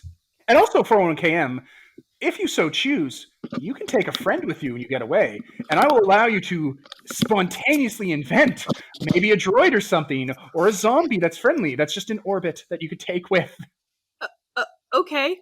Sure, I'll just drag in a droid zombie, a friendly droid zombie that happened to be floating in the wreckage. So on the hull you brought in, there is a droid, and the best way to describe it is that it clearly takes cues from the Empire, in that, you know the AT-ATs, the four-legged walkers, and they have those squared heads with the visor? Yeah. This droid has that kind of head, and the rest of its body is very right angle, but also triangularly sort of peaked at its various terminating joints. If you knew better, and you do, Steph, you do 401KM, because you're from this time period, this is a Sith Wardroid. It's a standard model they used in the Old Republic to fight their wars. And it comes on board on the hull because it's been crucified on the hull by a lance. And it looks at you when you bring it in and just says in Sith, friend or foe? You're a protocol droid, by the way, so, pick and choose if you speak Sith. You were jailbroken, clearly. I mean you no harm. It nods. My masters have long since turned to wind and ghosts. May I take you as a friend? Please, and if you would call me a friend, then I offer repair and hospitality. My name is Death's Head Panoply. I am pleased to meet you. I am so very alone. It is a pleasure to meet you, Death's Head's Panoply. I am 411KM, and it nods. Yeah, the Necrobore. A fine name for a fine vessel. It will strike fear into the hearts of your enemies and cause their children to be born still. Oh, wow. This guy's a little intense. He's like a classic chivalric Arthurian Sith Wardroid. Yeah, he used to be a Sith knight's best friend. And pack mule and squire. Awesome! I've got a new friend. Yeah, if you pull that lance free, that's his lance. It's a vibro lance, and he'll just take it. Oh yeah, I'll like pull it out and maybe help him start patching himself up a little bit. Rerouting to secondary power source. Primary power source has been disabled. And he just gets up and pockets his spear, and we'll walk with you, talk with you, be friends with you. Oh, awesome! I start asking him some. We make small talk about like where he's been floating in space and maybe commiserate about that, and he's been here and there and there for the last little while. Maybe have him tell me about the Sith Empire in another session. Glorious and terrible, like all good masters should be. while Dredd is patching up the ship. All right, Dredd, what did you get on your jury rig? Okay, you vary in short order with you and your droid, R2. As soon as he sees that war droid, he elbows you. I don't like that guy. He's gonna make us all look uncool. You should get rid of him. There's only room for one battle droid.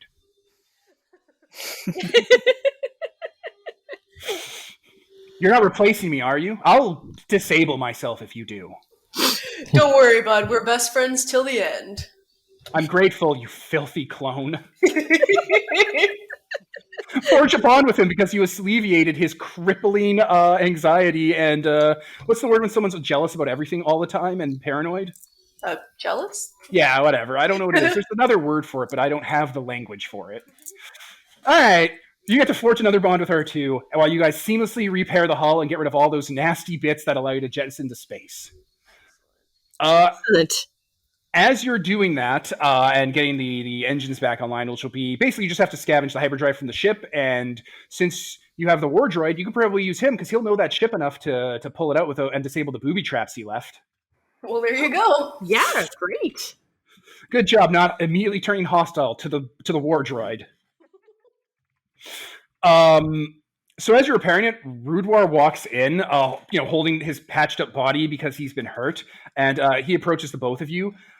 Are they on Korriban? They're on Korriban. Yeah, we're trying to patch up the ship so we can save them. Bring up the visuals now. Okay, we bring up the visuals on screen. He covers his face. No. They're going into the Terror. They've gone into the Terror. They can't go there. Once you enter the Terror, you can't leave. What's the Terror? It's a prison. Oh no. You say you can't leave, but you did, right?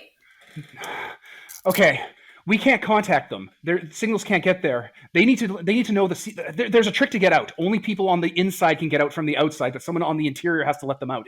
It's complicated. Oh, okay. So long as they do an airlock style. Yeah. But they don't know. Oh. Mm. If they go too deep into the Terror, they'll never get out. Can we blast it open with a ship? No. My cellmate could let them out. My cellmate's in there. We just have to get a message to him. You said you can't get any messages in or out, though. Well, there is, and Tora's like, no, you promised. What? We have someone on the inside who could get a message to my cellmate and get them out. And Tora's like, no, you promised me. Well, okay, it seems like whoever this is, there's a point of contention between y'all, but we need to make sure that our crew doesn't get stuck in there. There are lives at stake here. Tora stamps her foot on the ground like a child, and every piece of metal in the cockpit twists like the Lord Marshals as she goes, no, you promised me. You don't have to go, Tora. And Rua's like, it's okay. Look, they're all on the surface. They can do this. It's fine. It's like you said that you were different from the other Jedi. You promised that you wouldn't lie to me, and you lied to me. And Rua's like, I know I did. I'm sorry. And he goes into his ear and pulls two things out of his ear canals on either side. There are lightsaber crystals with machinery on them. Okay. When I wake up, I'll send out the signal. They shouldn't be too far in. I need a sedative. Do you have it? And Tora just takes a sedative out of her pocket, puts it in her fist, and decks him in the head as hard as she can. Now, from your perspective, his head's going to smash into a console and give him a pretty severe crack in his skull, but that's not quite what happens. From Rubar's perspective, the camera is locked on him, and the background tilts, but his head doesn't. He closes his eyes, and he gets punched in the face hard. And the whole world rotates as the metal quickly hits the side of his head and bends his head a bit as he takes a severe concussion. From your perspective, he turns to dust. What? From his perspective, his eyes open up. He is much more gaunt. His skin is much more sallow. He has tubes in his nose and a machine on his mouth. And he wakes up in the prison as a voice says to him, the sleeper has awoken. Because Rudwar never left Korriban. He can't. Nobody leaves Korriban. Oh, shit. And he told you guys a bunch of times that he would never go back. It was the one thing he didn't want to do. Oh, shit. Woo. Tora turns to you guys, just mad. You know, the Lord Marshal was right about one thing. They always lie to you. And she just turns and leaves. So I guess that's what happened to their lightsabers. Did the crystals just fall into the ground when? Yeah, his robe, his gun, and those crystals just clatter to the ground in a heap. I'll pick up the crystals for safekeeping. And everything else, like whatever. Okay. I guess Rudwar never we have left. to just trust that. Yeah. Yeah, Rudar's been on Korriban for about 5 to 8 years. It was only like within the last few years he was able to attune with the Force enough to project his consciousness to like a different place and reach out to Torah, and they were able to patch this shit together with their strained Force user knowledge that they picked up around the Strait of Messina. Oh boy. So we will cut now back to the surface as you guys start to fix the engines. All I'm going to need from you guys for the engines is find me some prices you two can both pay after those traps are disabled to make the old engine tech work with your new patched together Garbo alien infested irradiated ship. All right. So think of that, Okay. you know, and we'll just cut back to the gang, and you guys can pitch your suggestions to each other after, and we'll, you know, merge them or whatever. Okay. So, Zevin, I'm going to throw a question at you. Let me think real good. So you agree then, democracy is a lie and power is the real savior of the galaxy?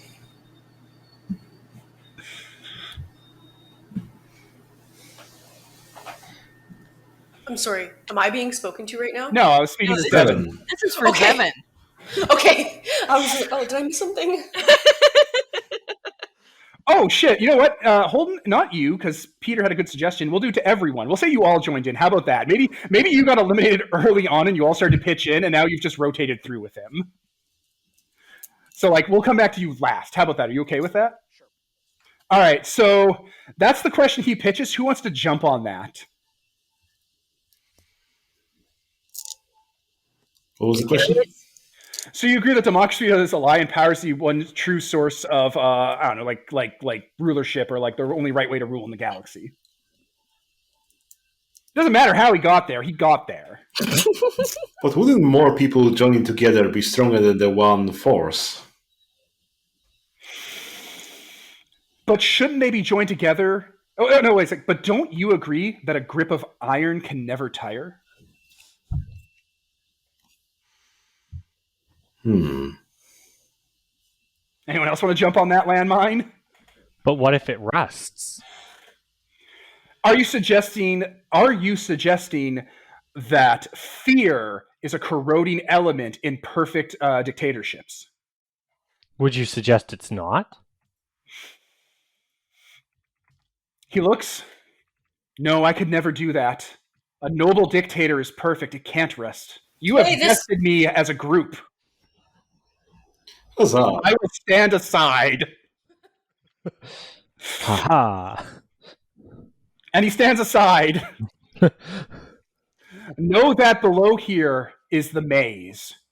It is not a maze you need to enter, for you are already in the maze. But the further down you go, you will eventually find the permeable layer to the prison.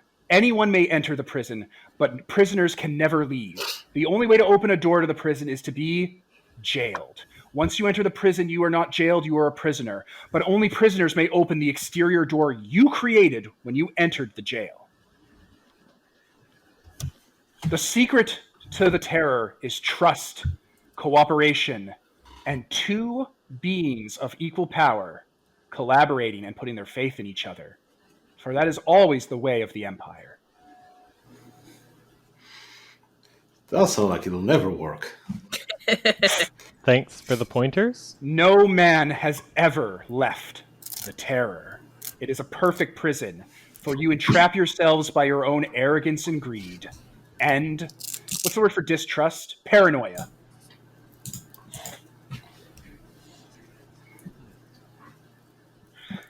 Well, I guess we go further then. All right, you guys haul that cube down into the maze, and let's start throwing maze problems at you. Let's start throwing maze problems at you quickly. Oh my god, we're only an hour and 40 minutes in. We are clipping through this shit, man. You're already halfway through the second part. Yeah, we're going. Yeah, we're trying to keep you Proud from of getting us. like creamed on the highway tomorrow. Yeah. And this is going great, though, right? The fast All right. pace is nice. Right? Okay, so for the maze, This is a maze that is meant to trick you, entrap you, hurt you, and throw you around with false images and visions and all sorts of like foreboding sorcery. Oh no, My not the question to forest. you is, oh, pardon? Not the Elven Forest again. Yeah, it's a little bit like the Haunted Forest from Annihilation. So my question to you is, the three of you, it's Zevin, Sicarius, and Shining Peaks. How do you three navigate this maze together as a group to reach the prison at the center of it? Well, I do have silk threads to tie us together. Oh shit! Oh shit! I mean, yeah, and even if you didn't, I have infinite rope to tie us together. Yeah, too. actually, yours is infinite. Mine is not. So. All right, so infinite rope. There is one thing I am happy with that. That is a perfect solution. So Dre or Zevin and Shining Peaks, can you add on to that for this maze? It'll repeat itself. It's fractal. It has repeating corridors. It's bigger and smaller on the inside than it should be. It has all sorts of shit going on with it. I also have my lantern to guide me back to my friends. Oh, and you have a friend down here. So when you try to do that, because your lantern's supposed to show you the way and supposed to pick stuff up, it actually starts showing you the path to a friend in the maze, not the two guys you're with. So the last thing I need is Shining Peak. Shining Peak, what sort of problems could be down this maze that Shining Peak could handedly, easily resolve? Well, I'm not sure that I could mark things by just punching the walls here. Yeah, no, that's a viable thing. You can damage the maze. The maze is not perfect. It's not immune to your harm. Well, then, it sounds like something I'll punch my way through. So, Zevin, as Shining Peaks is punching your way through the maze, your video game pathing algorithm is actually updating to follow the path that Shining Peaks can now create for you as opposed to the path that you need to take. Yeah, I think I'm going to try and direct Shining Peak. So all I ask of you three, rather than having to go get a set piece or fight a threat or overcome something, all I ask is the three of you pay a price, like one price each, to show the unexpected tragedies and problems and circumstances that will befall you. I can take damage and damage my sense. I can lose another weapon. I will spend some gear. You see all sorts of things in this maze. You see the faces of your family members. You see the faces of your enemies. You see battle scenes. Like one door will open up into a field of, the planet Alderaan being bombarded from orbit. Some will open up to the Jedi Temple on fire, everyone slain. Some will open up to the village on Nelvan back in time when people are being harvested for the Skakoan project. It's confusing and bewildering and horrifying, but eventually you path your way through. Oh my god! And with your strength of resolve and your companionship, you breach the maze of the terror and make your way to the endlessly permeable membrane that is the prison of the terror. And as you're about to maybe cross over or figure out what to do, your comm signal lights up. You're getting a phone call. Oh, hold on. How do these things work? What was that, Holden? Activate the calm. You hear labored breathing and coughing and Rudwar's voice. Can you hear my voice? I can. Rudwar, is the ship safe? I don't know. I'm not on it. Listen, and listen closely. Do not enter the prison from the maze. We're in the maze right now. Don't cross the threshold into the prison. If you do, you can't leave. I'm putting him on speakerphone so we can all hear. Oh, okay, then he said something about someone inside the prison needs to open a door. Someone's going to come. Only a prisoner can open the exterior door and let you guys escape. But a jailer has to open the door to the prison from the outside. You'll have to open the door so someone on the inside can come out and open the exterior door for you. I have someone on the inside that can get you out. Okay. I have a challenge for you, though. Can you trust me? Of course. Okay, I really mean it, though. I don't mean in a we're friends and this is an attachment thing. I mean trust.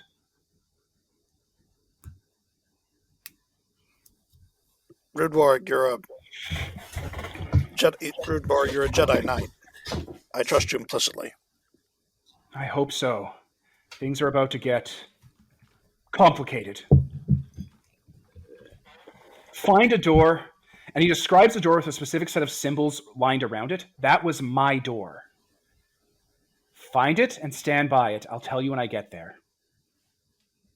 All right, we're off searching for it now. Okay. You will find it in short order. But when you get there, there's another knight standing guard in front of it. He is wearing rainbow and bismuth patterned armor. His armor looks more and more futuristic and sci-fi. He actually has a bastard sword that is also a lightsaber that isn't ignited, but you could tell that it would be a bastard sword if ignited. And he has all sorts of coruscanting patterns and energies coming off of him. And he is standing in front of it, on guard, just like Lord Soth was.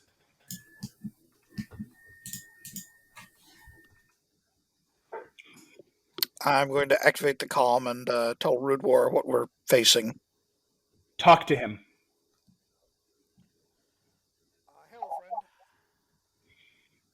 You are trying to let a prisoner leave, are you not? We seek to return to our ship. Everyone in here deserves to be in here. It would be wrong otherwise.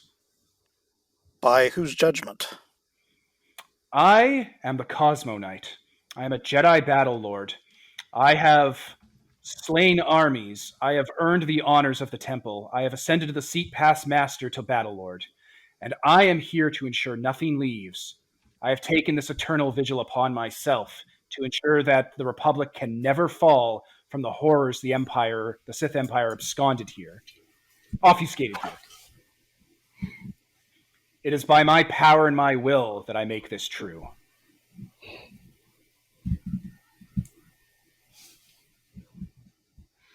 Well, I don't think we're here to break anyone out. We just want to go from here. Yeah. We aren't prisoners because we were Yes, never I know what you are. convicted. You're jailers. That's fine. You can come and go, but no prisoner may leave. Okay, so if we can go, can you open the door so we can go? I can't open the door. I'm a jailer. I'm not a prisoner. So see, we need to find a prisoner to open the door for us. That is true, but no prisoner may leave while I am on watch. Well, that's good. We don't need the prisoner to leave. Yes, you They do. Yes, you. You literally do. It's a feedback loop. You can't do one without the other. Well, then perhaps you should. What if you perhaps start, you should Stephen? stand down and take a rest. You've been on duty for far too long. All right, now I'm going to point forward that the Cosmo Knight is the Mage Knight. He has 3 stats that I will put in the Discord so you're all aware of it. Because you're allowed. So where are they? He is arrogant as long as you sing the praise of the Mage Knight, which you were just about to start fucking doing. You can keep him busy for a 10 plus without rolling. He cannot be kept busy or damaged by magic or ranged weapons, and when he's trying to fight you, anyone who gets too close has to pay a price to do so. Oh, I was just going to what the hell is that name of that goddamn move? Jedi mind power. Yeah, I was basically going to mind trick him. He cannot be away. kept busy by magic. Well, that's You revealed can just- away. Just not keep them busy. It's not Jedi mind magic. It's wisdom of the Jedi. No, that's revealed away. That's a totally different move. Sure thing. That's true.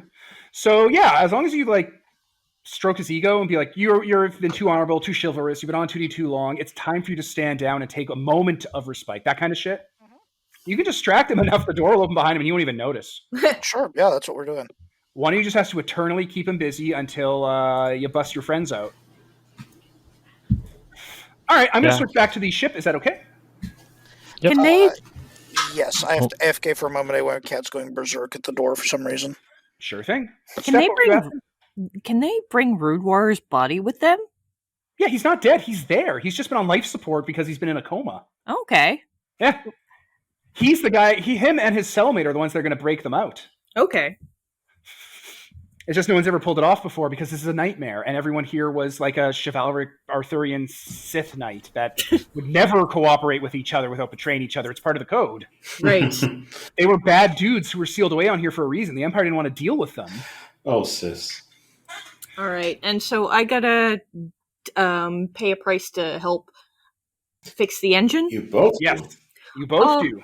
All right, then I will damage one of the bonds I have with one of the Mandalorians and ask them to grudgingly give up some chunks of their Beskar armor to help fix parts of the engine.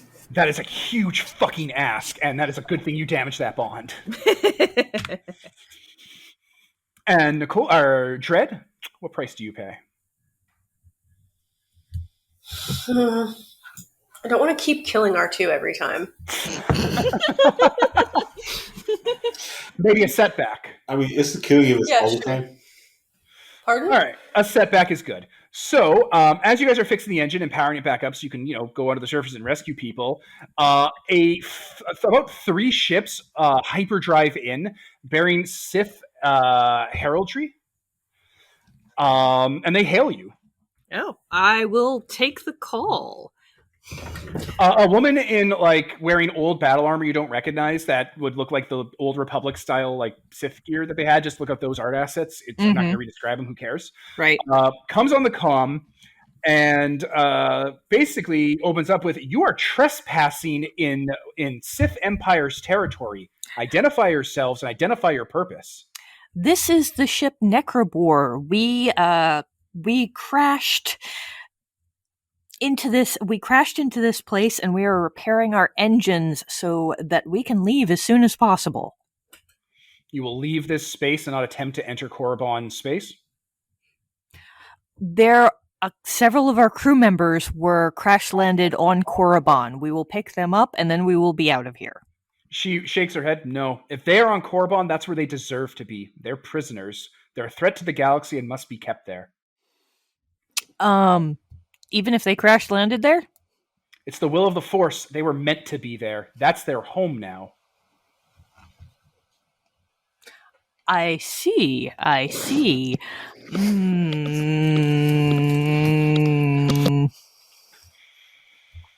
It's been a long time since the Wardens of the Sith have been active in this sector. We thought we weren't needed, as the rest of the polities knew better than to infringe on Korriban's quarantine zone. But ever since that freak and his skull troopers have shown up, they have continuously trespassed against the traditions, and we have risen up from our ancestral homes, uncovered our ships, and polished our weapons, and have taken up our eternal duty to guard this place, as my father and his grandfather and his ancestors did before me.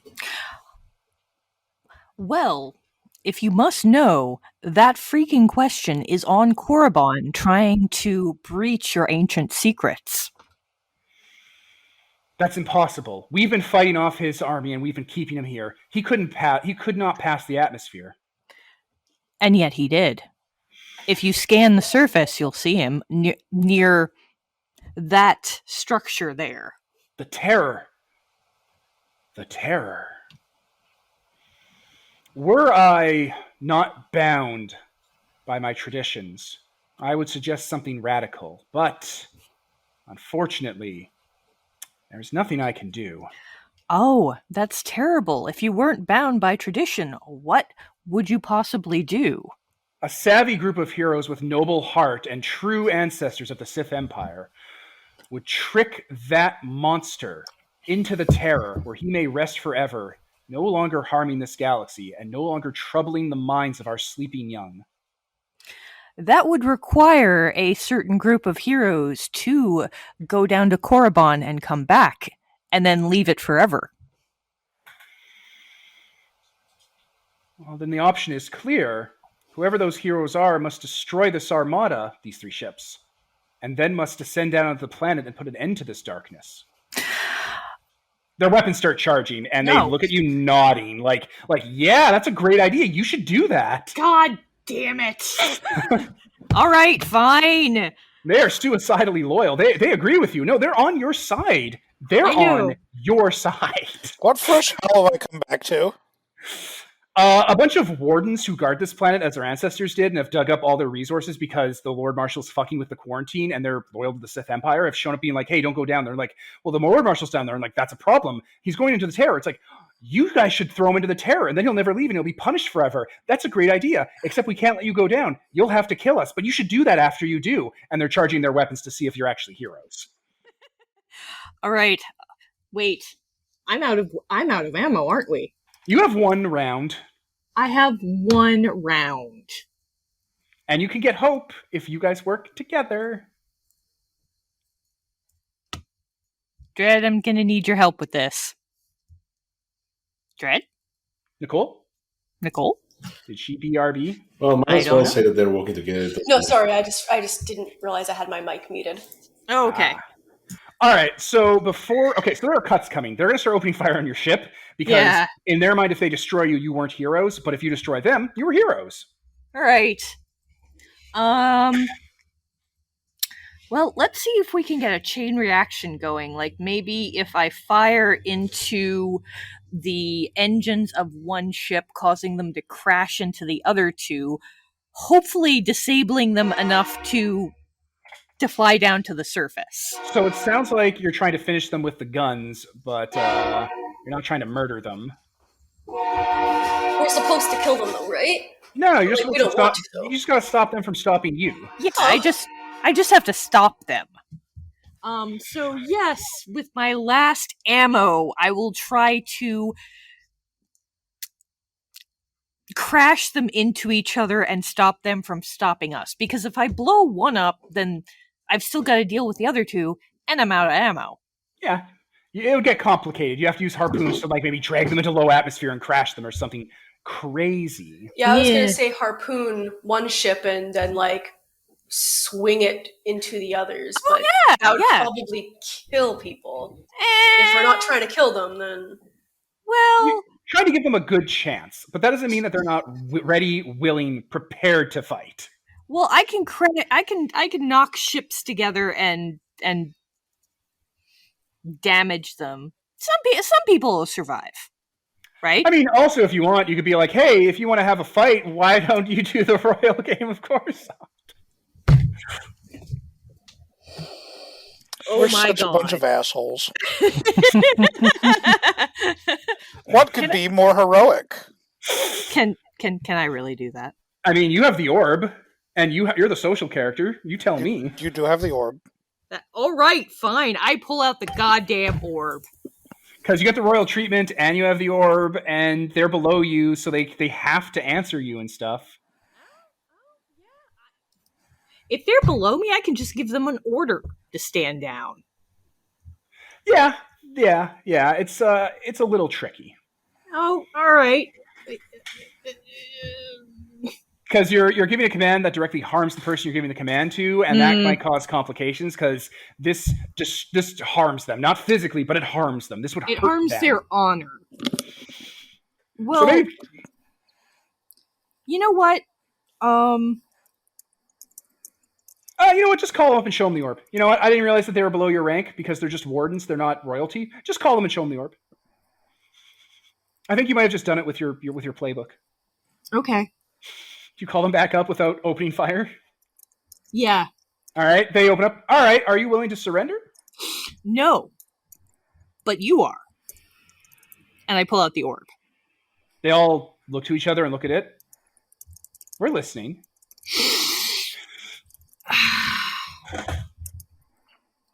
Give me a second. I didn't expect to get this far. I didn't think this through. I didn't have a plan B. I assumed I would fail. Pretty much.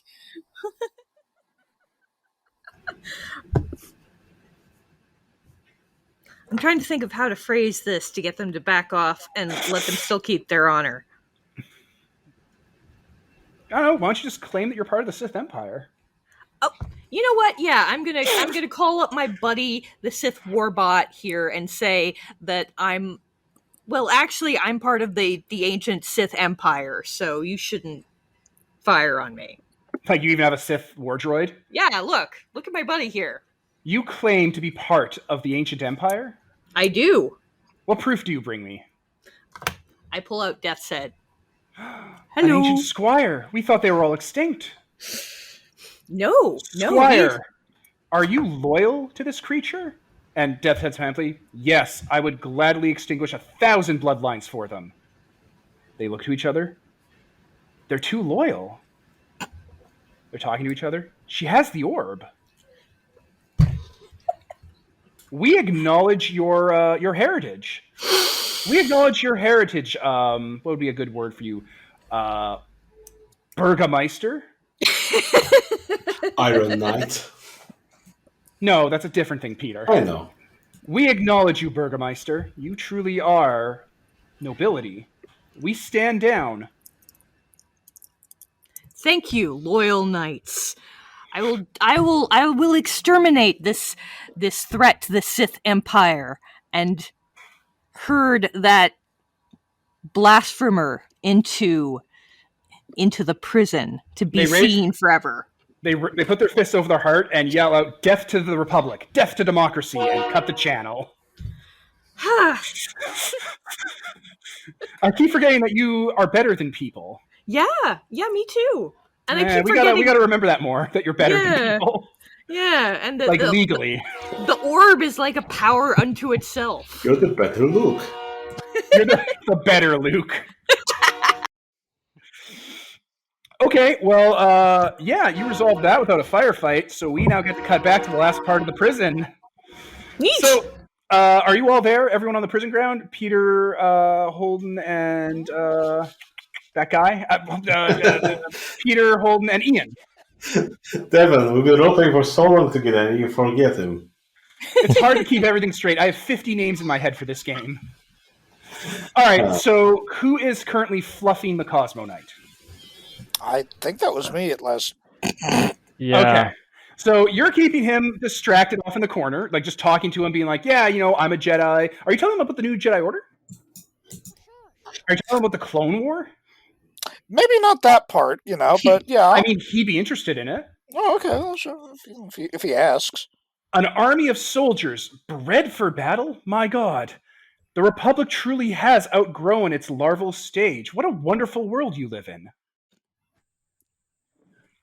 Oh boy. Jedi Good Battle Lord. So. In our day, we had to use conscripts, and it was a nightmare. Seeing those young men and women come from their worlds and be put down by the Sith Empire, it wasn't right. It caused disturbance in the Force, and it broke families. But you have your own fleet of soldiers. I didn't think the Order or the Republic would have it in them. Fantastic. So, Shining Peaks and Sicarius, you hear a knock at the door.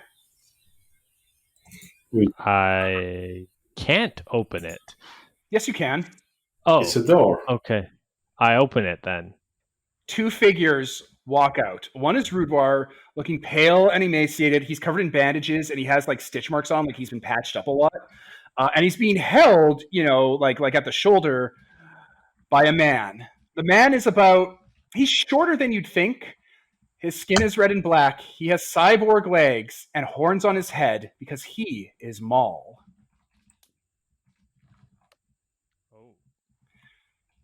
Come now, my apprentice. We're here. You did it. You got us out. I knew I could count on you.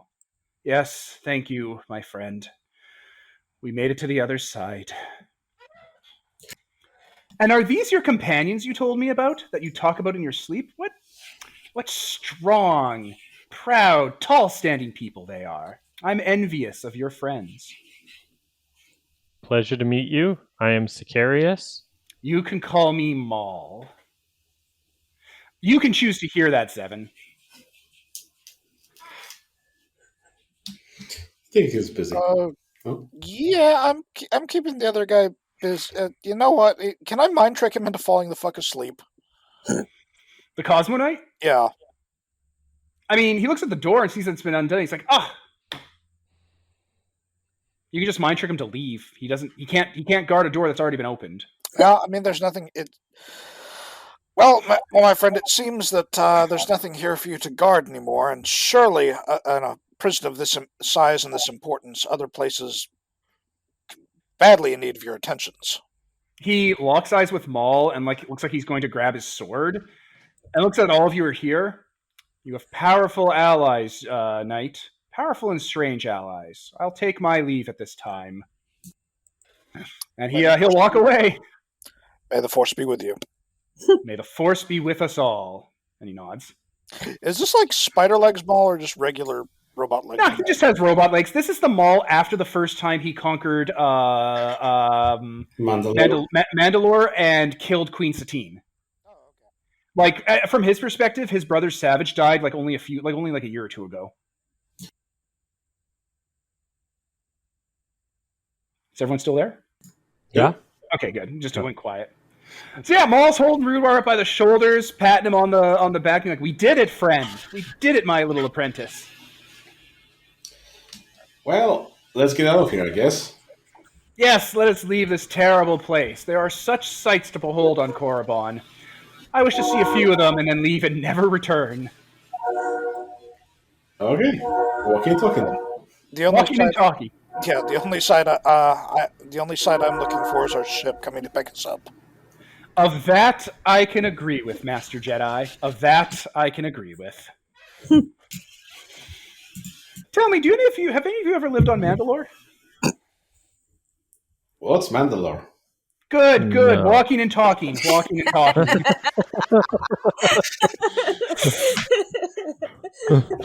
I'm a yokel. Yep. As you turn a corridor, you see a bunch of flagstones fall down the steps as you start to make your way through the maze. And not even halfway through the maze. Not flagstones from the corridor, but there's twists and turns. The Lord Marshal's there. He is covered in damage and debris. He has blood and damage on him, like he's been in a fight upstairs, and he is lurching towards you guys. I need it. It sounds like the spotlight's on him. Running and talking. Well, he's blocking off your method of egress. And Rudewar turns to you, Zevin. Zevin. Prisoners can't escape the prison. So somebody here is following the loop there better than I am. If you can lure the Lord Marshal into the door that Maul and Rudewar just came out of, he won't be able to leave super easily. He's all powerful. He'll get out eventually, but it'll give you significant time to, I don't know, scavenge Korriban for the source of power he's currently trying to get, other than the one you have. It would start you off next season with a huge advantage. That's true. All right. Well, he's indestructible, but at the moment he's not unbeatable. Yeah. I could try to force him through the door. I mean, yeah, you just gotta lure him over and start this fight. I mean, I can always yeet people. You can. Yeah, yeet the guy. Isn't he 13 feet tall? Yeah, he's still yeetable. Yeah. He does not have an Overlord stat that makes him unyeetable. Yeah, exactly. Yeah. Remember, this is Fallout 1, 2, and New Vegas. Everyone's killable. This is not 3 and 4 where it's lazy writing. He can't be stopped. And in fact, we specifically struck out his unyeetable stat. You are unyeetable in combat. Strikeout. Yeah. Yep. So he is 100% eatable at this point. So we'll spin the spotlight away from you guys as he's going to start advancing on you, and you guys are luring him back towards the jail, the prison section, to the ship. Okay, you guys have the ship fixed up. You have a clear course set in. The Sith wardens are not going to intervene. What are you up to? Let's go down to Korriban and rescue our friends. All right, you fly down into low orbit. You fly down to where the Terror is. They're inside the complex. What is your plan to getting to them? And if you have to ask, I will remind you, just to be fair, your ship does have a drill. Why don't we try drilling into the prison? Well, weren't we trying to trap someone in there, though?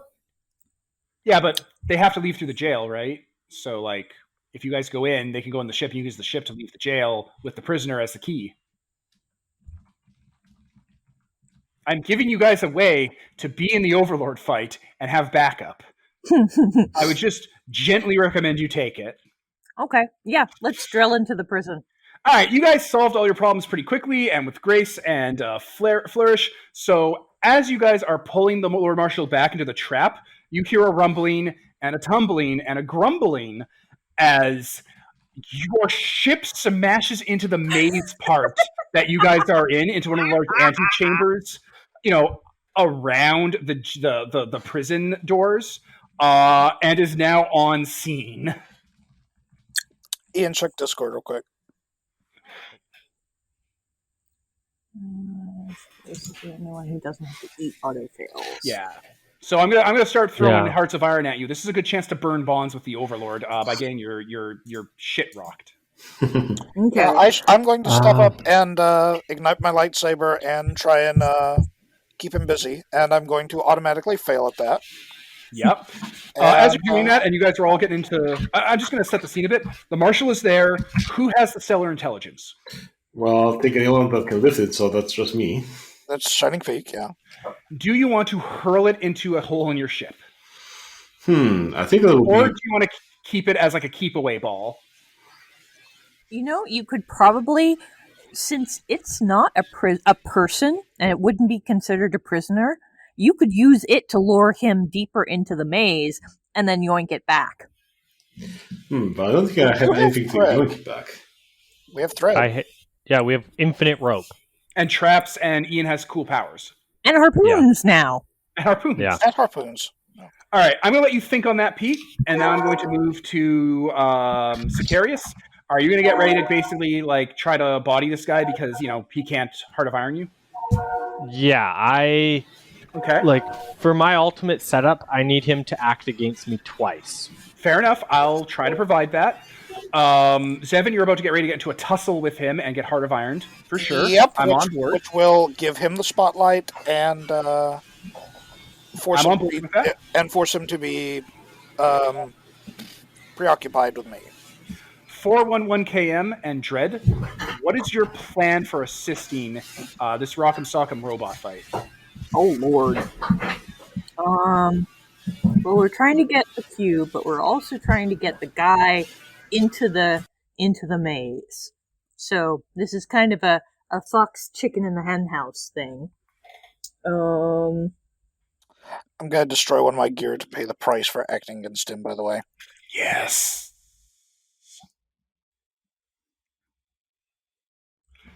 And Dreadnought, Nicole? Can I turn the engines to blast the Lord Marshal, giving Shining Peak an advantage to yeet him deeper into the maze? Roll engines. That's a ramming speed move. You're just not. I don't need an advantage for that because that's not a finish them. It's toss aside. It's a different move. So you don't need advantage. Would advantage help at all? To be fair, if you try to finish him and pay a bunch of prices, you could actually damage one of his stats. And next session, when we come back, he would have a damage stat on top of you guys getting a source of power. That is true. Okay. Well, who needs an advantage? Well, I'm just setting up things because we're going to start letting the Hearts of Iron start to ping. So, Dreadnought, Nicole, your mic might be muted. Isn't him being distracted an advantage? Let's put a hold on that for a second. I'm just trying to get everyone's plan in. Nicole? Yeah, I've been trying to read my character sheet and stuff. Fair enough. I just wanted to make sure that you weren't talking and we couldn't hear because you were muted. No, it's just, everyone else is doing stuff. Okay, do you want me to come back to you then? Maybe fight the Overlord and burn some of the Heart of Iron bonds he has with you? I guess I can go out there and start trying to punch him. Yeah, that's the plan. That lets you drain Overlord resources and puts you on much better footing for this whole thing. And also, you are again his weakness, so there's that. I'm not though. Ooh, yeah, and it's a new scene, so we can use his weakness against him. Yeah. I mean, we do at this point know that he is your old doctor. Someone punched Dread in the face, so Dread looks bad. Lord Marshal needs to. So Dredd needs to jump between his fist and someone else. Basically, Nicole, attack the Lord Marshal and try to finish him and, like, make the Lord Marshal hurt you, which has the dual benefit of A, you burning bonds with him, and B, you could work your way into doing the weakness thing. Okay. I will deploy my I don't know what the fuck they're called.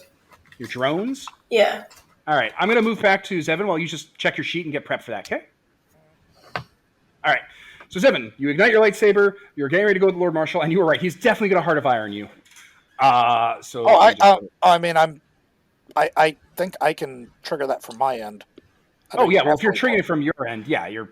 Oh, yeah, I'm failing. I'm failing. All right, let me go to your sheet. Hey, that's the last bond he had with you. Mm-hmm. So, Heart of Iron... Race a bond, they automatically fail the roll, steal the spotlight, and twist the knife against them. Player forces with that. Switch someone of your bond. You force them to lift their pain. They must pay a price. Stand down, get out of your way, or... Okay, yeah, we got to talk about twist the knife again, guys. So, you either pay a price, stand down and get out of his way, or attack him right now. Oh, no, it's pay a price and stand down, or you attack him. Which one do you pick, Seven? It's wait a minute, is it? Yeah, twist the knife. Either pay a price, stand down, and get out of your way. Oh, okay. That must either pay a price, stand down, or attack you right now. Well, believe I'm going to be attacking him right now. All right, roll to finish him, because you got a lightsaber, and you wanted to posit that he was a bit distracted and confused, so you know what? Sure, I will give you this fleeting advantage, because getting an advantage on the Overlord is difficult. It's not just something you could do. You actually have to put effort in. He is huge. So pay your price for attacking him right now. So, hang on 1 second, please. Yep. It's 2 seconds, 2 seconds, 2 seconds. Or I guess because he's making you do it, you don't have to do it. That's clearly what the twist knife says. I guess. Because whatever move you're already doing was already paying the price. Yeah, exactly. That's exactly it. So, yeah, you just roll up, finish him. Finish him. Dun, dun, dun. So, nice. Just, time, date, stamp this. Because it sounds like bullshit even to me. What does? Check Discord. Okay. Should we pause for a minute or what? Nope, there it is. Hey, you don't have to show me the dice rolls. I don't care. That's fine. I will never in the history of my life care. Would be fucking suspicious, but yes, it happened. Yeah, I will never question dice rolls. I've never in my life cared about them. Boxcars. All right, perfect. So that means you get to... I think you mean spider snake eyes. What? You got my Avatar reference. Snake eyes. Wouldn't it just be spider eyes? No, it's spider snake eyes. It's an Avatar reference. You named your dog after an Avatar character, Ian. What are you doing? Ian. God damn it, Ian. Okay. Shit. No, he just damages a stat. That sucks. That sucks. I'm sad. Doesn't he have a stat where he cannot be damaged? Oh, shit, he does. Oh, I'm not that sad. All right. Go fuck yourself. I'll see you in hell. That's where I'll see you. But you did attack him. So, no, it doesn't matter. You still did the thing you wanted to do, which was distract him and burn that bond, right? You just are going to take 2 hard cuts immediately because that's how Twist the Knife and Heart of Ice works. So, I don't know, describe you running up to him with a lightsaber. Yeah, so I guess I'm keeping him busy instead since I can't actually cut him. Yeah, your lightsaber is like, it's scoring off of his entire body. It's quite unnatural. Okay, well, I'm at least tying him up then. Yeah, and as that's going on, you're like scorching him and scarring at him, and he's just not being hurt, but he's still backing away because he's not quite used to fighting, and you've already damaged his fighting stats, so he doesn't have ghosts backing him up. So at one point, he will just grab your arm with the lightsaber and like just crush your wrist, take a necrotic damage. Oh, okay. Oh boy. And, yeah, that's the sound you make, I guess. I mean, Excellent Goku. timing. It's too much. Uh, And you know what? Okay. He's going to turn your move back on you. Tying myself up? Okay. Your cuts are turn their move back on them, and you didn't tie him up. You finished him with blood, jackass. So he'll break your wrist and turn your lightsaber back onto you and stab you in the stomach with it. What happens when someone gets hit with a 10+? They get taken out. Oh. Oh, baby. That is exactly how it works. There are rules for it. That's how it works. He reflected it back on you. The Overlord can do that shit. So, Zevin, you're the first player to actually get taken out by the Overlord without him using a tricky move. He just straight up did it. So you guys see your friend get gut stabbed. And wait, Peter, I know you're about to say something because you have a special thing, right? What special thing you mean? Okay, I thought you were going to interrupt with. No, I thought you were going to interrupt with protect the little ones or something. Well, I'm not between him and the source of danger or something like that. I just mentioned like, ooh, do like the offer you can refuse and so on and so on. Oh, I'm going there, but like you clearly can interject yourself. You're Superman. You're right there, Peter. You could do it. The giant move is written as if they're large, but you're large in the Force, so you are clearly large here. You're just choosing not to. You're like, well, not like that. I protect the little ones, but not like that. No, I mean, I'd love to protect the little ones, just, Not him. He's not not little, that but sure. So, taken out, do I go ahead and damage remaining stats? We'll get to there. I'm just making sure if Peter's going to save your Jedi's honky ass or not. I mean, sure, I can jump in there. Okay, you want to die? Delicious death. I mean, it wouldn't be the first time, Overlord has killed my character. Yeah, but I was really hoping to do it to someone other than you. But all right, that's why you built the ogre. Okay. Okay, so you get taken out. That means I think all your stats get damaged. As he's going to stab you in the stomach, and you get pulled back because you intervene yourself, basically. Like you interject between them in a really fast, like heavy, acrobatic, strong force way, right? Yep. They have that speed power. Jedi can just run fast. That's a thing no one talks about. So roll courage, and since it's damaged, it's with despair, my friend. Oh boy, at least have +3 courage. So hang on, who's taken out? What's going on? Peter's taken out because he's the ogre and he can take damage for you, and he's taking this hit for you. Oh, shit. I rolled a 6 and a 6 and a 3, plus my 3, so that's a 12. Oh. Okay, so 10+, they spite you, manage to escape before you can probably punish them, end the scene with you standing there alone, tell us of your rage. We'll get to that. So what he wants to do is, he wants to kill you, but he wants to negotiate. So basically he's going to be like, just give up and let me save everyone. How can you all be this selfish? And Peter, your response is? What would be the perfect response to this? It is a doctor's. Your selfishness has blinded you to the horror you're causing. All right, and at that point, you would, I guess you'd grab the lightsaber and just actually stab it through him, not damaging him, but severely hurting him and, like, leaving a scar on him to spite him, basically. Sure. Do that, spite in his face, and escape. So he gets thrown back a bit and actually has a gouge wound in him, and he's just seething. You're still taken out because he still, like, grabbed you and basically, like, hurt you, and you pulled the lightsaber out and stabbed him back. So you're out, and when Shining Peaks hits the ground from like their lightsaber wound after they hurt the Lord Marshal, they are dragged backwards until the scruff of their neck is in Maul's hand as he is dragging Rudwar up the ship's ramp into the ship. This seems like a really good time to like use our last cannon shot to blow this guy through the door. Yeah, so someone needs to give him advantage. I would recommend be the person in the... Oh, no, okay, Ian. Sorry, I can do things, but I need the Lord Marshal's attention on me. You don't have any bonds with him, dog. Oh, by the way, Holden and Peter, the Lord Marshal forges a bond with both of you because he grievously harmed both of you. Yeah. Oh, no, he didn't harm you, Holden. He didn't. Well, didn't he break his wrist? Yeah, but that was damage. It's no, I a guess flesh you're right. wound. That's a Tuesday. Yeah. You know what? I'll give it to you. I'll give it to you this time, but definitely with you, Shining Peaks. We'll be back. He'll Snapchat you for later. Okay, so you were taken out, which means you guys lost one of your heavy hitters. Yeah. The Marshal. Yeah. And Ian, how do you want to get the Lord Marshal's attention? You got to get up in his fucking grill. Yeah, no. So he just took out Shining Pete, and Zevin's standing right next to him. Yep. I'm gonna tap him on the shoulder from behind. Okay. And be like, you do realize I'm still here, right? Okay. And what are you doing?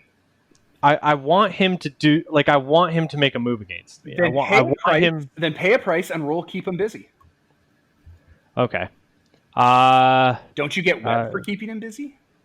Yes, but okay. Suffer setback. Here's the price I'm gonna pay, and I will roll keep him busy. Suffer us. That is a 10+ for keep him busy. I mean, Nice. All right. You are currently keeping busy. His attention is currently on you. He is going to make a move against you. The problem I'm going to suggest to you guys is the stellar intelligence is there on the ground and it's heavy. So actually, yeah, the setback is the stellar intelligence falls on the ground and is there, and the Lord Marshal is being kept busy. But at any moment, he could probably warp that thing out of there. Oh, that's the setback. He opens up a warp portal, and cellmates appear. Things from this prison start dropping on in, and they're looking at you guys in the intelligence, and there's a look in their eyes, a weird look in their eyes, and they start advancing on you guys. That's the setback. Oh boy. So before we come back to Sicarius, who would like to take another action? All right. I am going to try to use... we're out of ammo, so I will use the ship harpoons. No, we ended up not actually firing on them, right? Yeah, you still got one round left. Oh! Well, You should use the orb instead. I could use the orb? I mean, you could...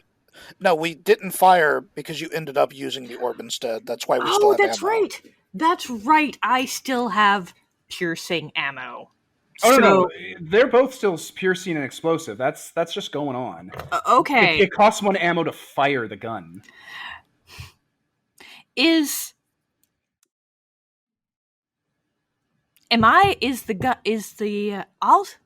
say that the Lord Marshal is between the ship and the entrance to the prison?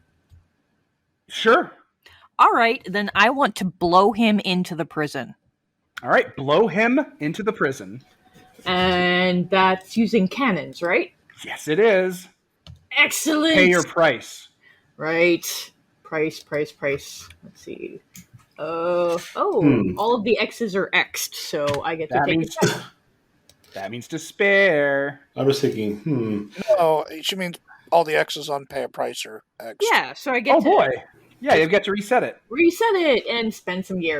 I was thinking, Yay. The cheapest of does prices. Kim count as being, fighting one-on-one with Lord Marshal right now? Just kidding. No, because he's working with the ship. Yeah. Yeah. All right. And Yeah. all of enough. you.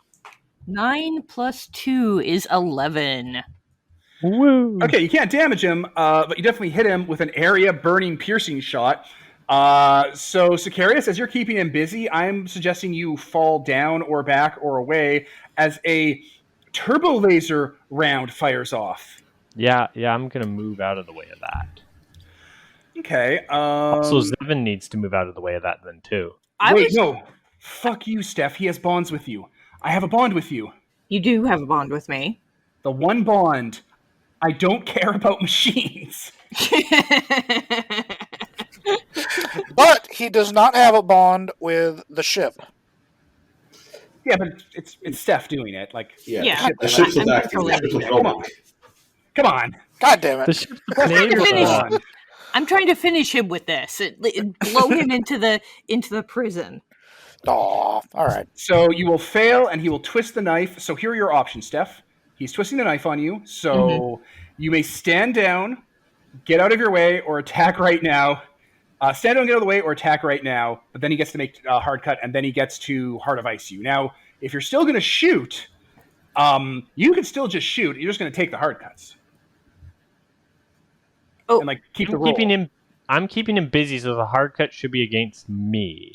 Fine, Ian. I need him to attack me, Devin. It's my whole thing. They will be against you. Sicarius, just drop this to intelligence, and he'll go against you. I'm not sure what that will do.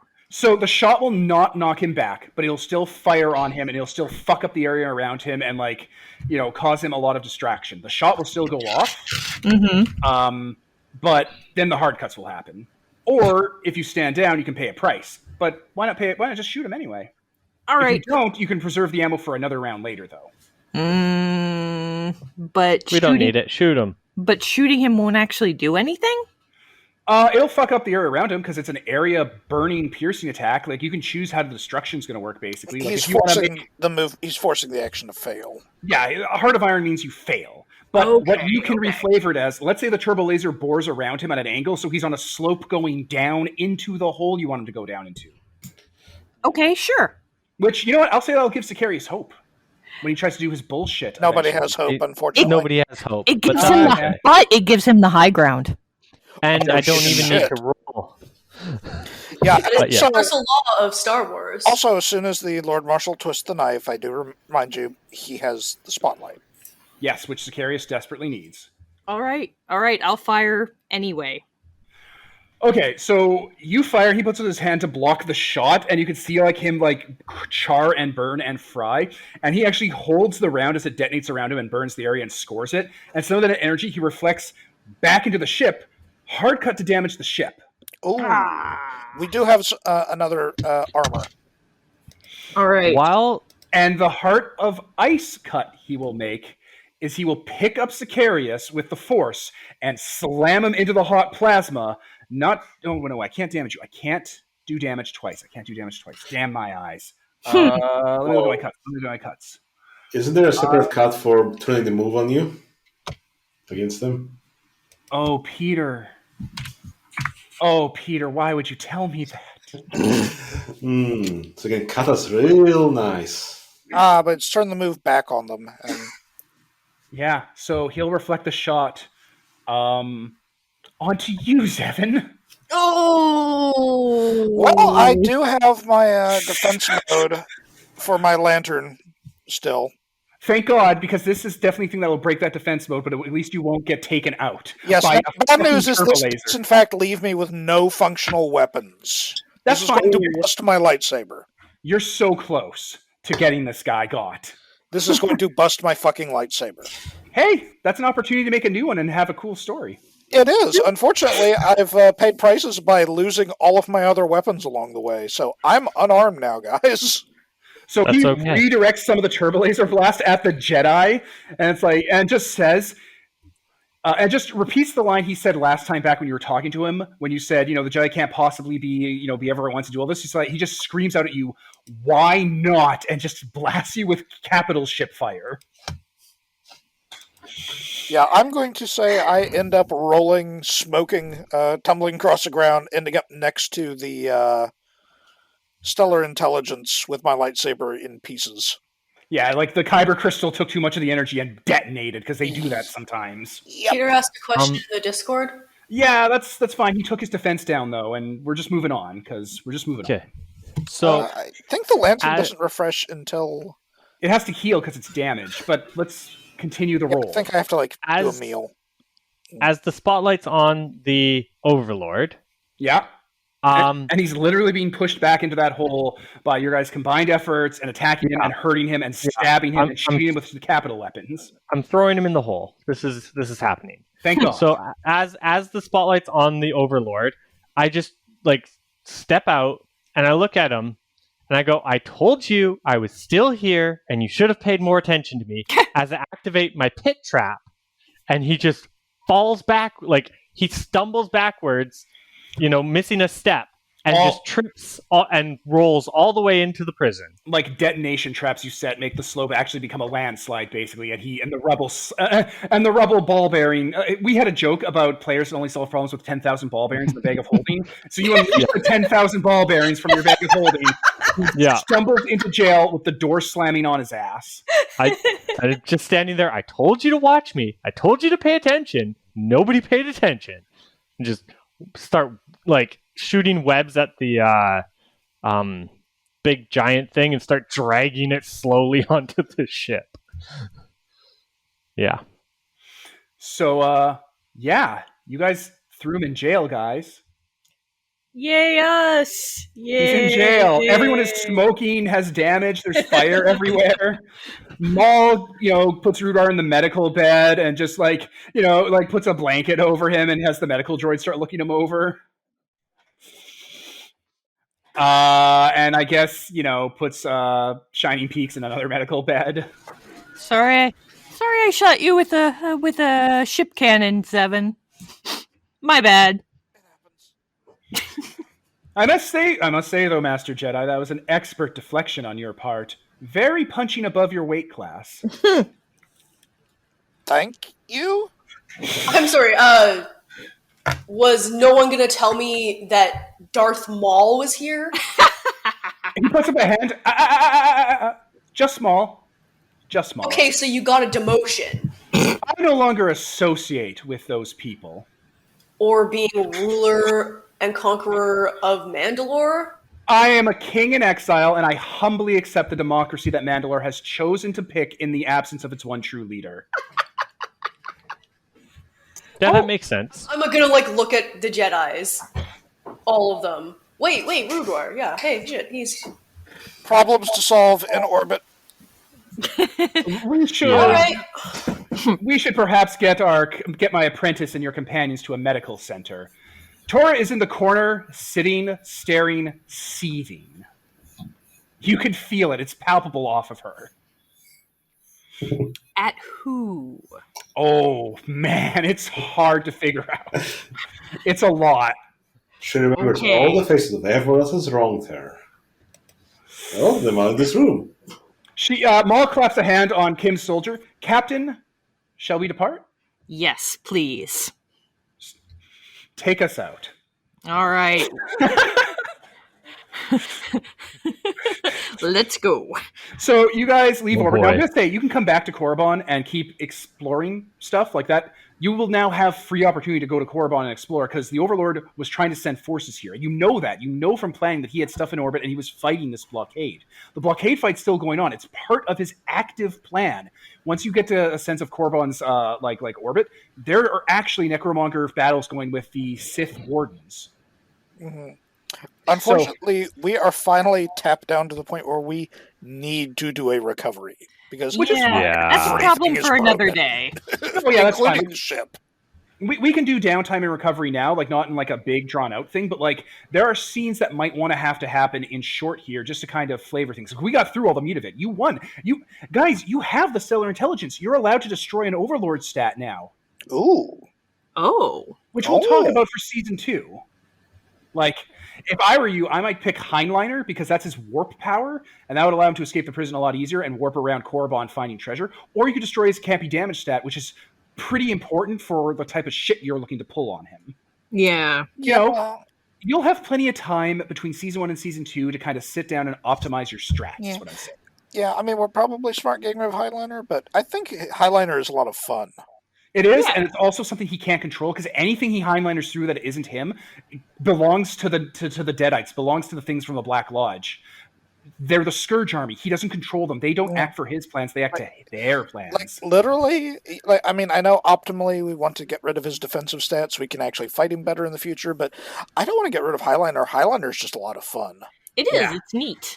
Yeah. And if we get rid of his you cannot be hurt stat, we can damage his other stats. Yes, and that's important. He only has 2 undamaged stats right now, because technically you destroyed a stat.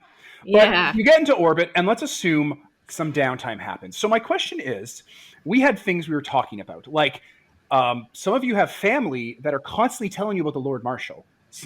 Some of you have places you want to go to restock and touch base with, like the Spider Base to restock your Fellowship Spider move, or the Mandalorians to restock your Mandalorians, because you get extra Mandalorians every time you go there. Oh, yeah. So let's maybe move through some light downtime scenes for the end of the season, and maybe next Next season, we'll start with another downtime. I know that might advance plans and stuff, but maybe I'll give you guys a discount on that so it's not too back to back. I don't really feel like you guys being punished for bodying him as badly as you just did.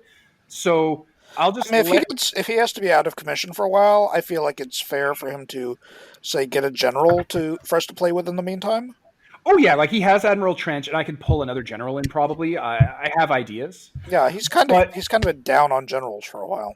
Yeah, I've been meaning to buy one, so we'll see what happens. Even if he gets to advance, I can maybe buy another. Oh, you know what? If you give me a bunch of advances, what I might do is I might buy a couple more generals. Instead of having Lord Soth and the Cosmo Knight as just organization members, I might promote them up to general because he might actually sit those guys down and convince them, because they were actually part of his organization that he just hadn't met them yet.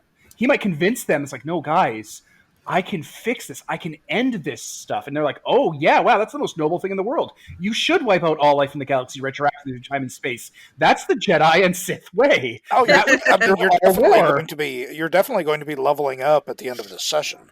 Yeah, so you know what? Let's play around with that. Let's do a little bit of downtime, though. And let's start with the most obvious thing. You are driving your beaten up ship somewhere. Where would you go to rest and repair your ship? What organization that you have fellowship with? 401KM and Sicarius' home goddamn base, the Spider's Nest might be one of them, or the Mandalorians, or the Lasat, so Dredd can get his fuck on.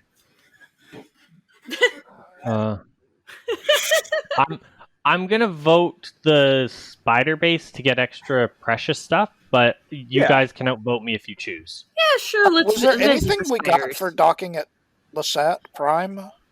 No, you only got the demon sword. Okay, so our ship stuff refreshes anywhere we dock. We have fellowship. Yeah, I think that's true. The ship wasn't even damaged when you went to the Sat Prime. Yeah, okay, so and all we would get on Hoth is more. No, the traps are part of our gear, so we get nothing from Hoth. No, we would. No, we would. Oh yeah, because that's a one-time thing. We don't get it every time. But we would get gear. No. When we recover, it refreshes. Yeah. It refreshes to full. No, I thought if we went to Hoth, we'd get a couple more Mandalorians. There are 2 Hoth options. Oh yeah, that's right. Okay, so basically, we're doing either get more Mandalorians or get more silk. Right. Now, my suggestion is one, you donate the stellar intelligence to the Furlings because they have a use for it to purify it, and it'll actually get you in contact with some people. It'll actually give you new fellowship. Ooh, okay. Or it'll give you the opportunity to get new fellowship, I should say. New fellowship is good. Yeah. And that I would also suggest, Peter, if you want to take the Source of Power playbook, maybe wait till next season when you can get the cool one we have set up for you on Korriban now that you have opportunity to explore. Does that sound okay with you? Well, either or, unless everybody levels and then, Well, you're going to level, but you don't have to. It's not like you're going to waste a level up. You just have to run out of ogre advancements. That means you'll just be a beefier version of you by the end of the season 2, episode 1. Yeah. Well, either or. All right. So the first trip you guys go to is going to be the web, which, or you know what? Yeah, let's just do Mandalore. You'll go back to Hoth to drop off the intelligence to the Furlings. Yeah. Does that sound good? Yeah. Okay, so the first downtime scene is clearly you're on the Necrobore, and Darth fucking Maul is part of your crew right now. Maul is just walking through the hallway, just talking to you, 41KM, and it's now, what quarter should I be taking? I would like one nearest my apprentice. Rudwar is a delicate soul, and he requires attention and care. I wouldn't want him to feel alone or stressed out by the lack of my supervision. That's fair, but I would suggest you give him some space to recover right now. Oh, you're very wise, Droid. Very wise indeed. Sometimes distance allows relationships to deepen and ripen. I agree. Indeed. And also you might want to stay away from his friend, because she's very worried about him while he's recovering. I don't think that Rudwar's apprentice would raise a hand against her grandsire, such as I am. We're family now. She'll come around. Oh boy. But still, you should give her some space, because she needs to come to terms with her feelings and worry about Rudwar. If anything, I think she should stew on them a bit more. Life can be chaotic and take things from people, and that deep wound she feels will only serve as an infinite well of strength in the future for what is to come. Very wise, indeed you are. I'm glad you're my captain. Well, you are certainly part of the crew. And you guys can all just join in. This is happening in like the mess hall. Like Krell is there, like eating a bowl of, eating a bunch of wings and drinking orange fizzy drink, and it's just like, yeah, okay. Yeah, there's a Sith Wardroid wandering around. Now that has an interesting story, I'm sure. I have yet to hear it, and I am also interested in its story. What a wonderful place this is. So who wants to interact with Darth Maul? Who you guys can definitely forge bonds with and take as a companion. We can? Really? He's not a leader or a general or an overlord. Yeah, sure, I'll take a bond with Maul. Look at that. He's already part of this game. He's already very clearly one of the group. I'm not a Jedi, so I don't really have anything against him. Obi-Wan, every time he's around. Just like ugly cooking a new lightsaber crystal. That is true. I would have no reason to not like Darth Maul. Yeah, as you're cooking a new crystal, Zevin, the Anakin Skywalker holocron. I have 2 extra ones right here. Unless, Tor and Rudwar want them back, but they were in his ears, so I don't think they do. Because they were Gungan ears. I'm just looking for people who want to interact with a new crew member. This is what I'm fishing for. Yeah. I'm going to pass on like anything that was dug out of a Gungan's ears. Thank you. So, what was the reason you were in the cell for? He actually looks a bit serious because he didn't realize he never thought anyone would ask him about prison. He thought you guys would just gloss because too many other things had happened. I was put there by my master, my old master. He came for me one day and killed my brother to punish me. That is a deep punishment. That's wow. I'm sorry to hear that. Thank you. It's been a long time since I've heard a kind word about that grief. My brother is going through some things right now and struggling. So yeah. Family's complicated. I recently heard my mother passed. Oh. She was a witch queen. It was complicated. Mothers can be complicated. He nods knowingly. Yeah. She's half while I was in prison. Aw. I'm alone now in the galaxy. Do you need a pod to go visit her funeral or something? No, her body dispersed itself into the sorcerous ebb and flow of our planet, along with the rest of my people when they were exterminated. Oh boy. That's. Do you want a drink? Absolutely. Do you have any spiced hut drink? Points to the orange fizzy drink. Yes. Yeah. I once conquered and enslaved some hut crime lords, and I can't get enough of it now. I mean, it is good. I get it. I get that. You may forge a bond with Maul. That's fair. You both know what the loss of family is like. Brother. Yeah, if no one else has anything to do, that was the scene with Maul, unless you guys want to jump on in, ask him questions, talk to him about stuff. Maybe ask him about the stuff going on here. He might know some things. Oh, yeah. Oh, well, if he was put on court... Wait, no, he was here with his old master, so he might know something that might be going on.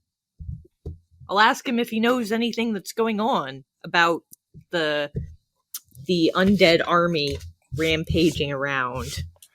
Of what I know, it's this. The Strait of Messina is unusual. It's unique in some way. There's something here. Something the galaxy doesn't know about.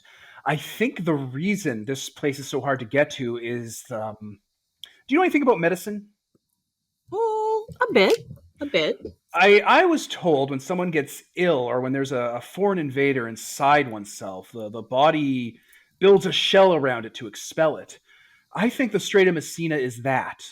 There's something wicked here, something darker than petty wars and fights So between the Jedi and the basically, Sith. it's a kidney stone tearing up the urethra of this place.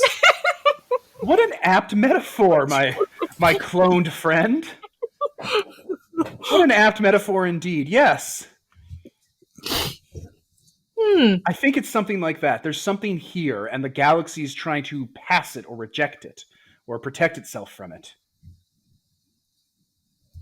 I think it was a mistake that early space travelers were able to build a passageway inside.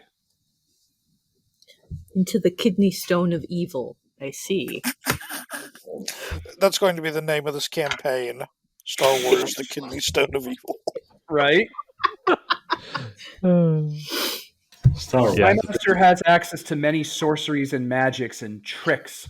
When he captured me, he tortured me a while under his new, inferior Balder apprentice. And Balder? then, when he was done with me, well, he it's thinning and he doesn't take care of it. It's not important. He's an ugly You're literally bald. I have horns. These are keratin. They count. And I take care of it. You're bald. Like, you have horns, but you're bald. Yeah. Yeah, but I'm not clinging to... it's not important. He's just a very ugly man, is what I'm trying to say. I'm He's not bald. inferior I'm to me. shaven. No, he points to the horns. These are keratin growths. They're the same structure as a follicle. Do you guys not know science here? Aren't those just nails? This is hair, says the giant fluffy spider, shaking himself. No, those are spiders. They do actually grow hair. He's just bald. But after they were done torturing me and having fun with me, they... my master's new apprentice said that my master wanted something fitting to befall me, something inescapable and inexcusable. And I don't know if he fully knows what happened to me, but that apprentice threw me here. And if I ever get my hands on that Count's neck... Count who? Count Dooku. Yeah.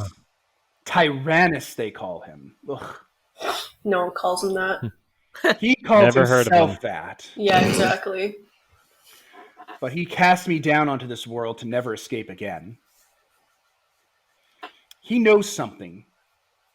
I'm trying to figure out what it is. There's something here in this system that's pulling at everything. It's been pulling the strings for a while, I think. It's been calling people into it.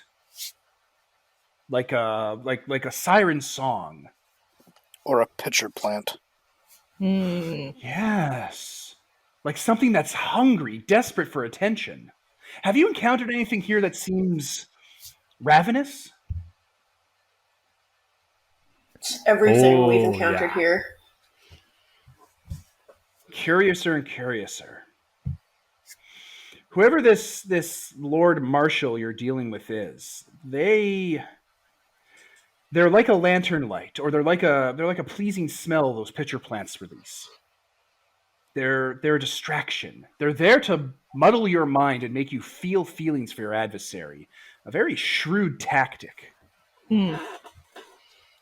It's worse than that, I'm afraid. Maul looks up. Oh? The Lord Marshal has broken into some power source he doesn't understand, and it's driven him insane. And Zevon proceeds I would just like to interject here, Master Jedi. You are aware that he's an enemy of you, right? So maybe don't tell him about secret sources of power that evil people like him want. Calm your loyalty, Tankborn. I'm not interested in whatever this Lord Marshal has. I'm not even interested in being an enemy of the Jedi. I have a new enemy, the Sith, and I am quite invested in seeing them render to extinction.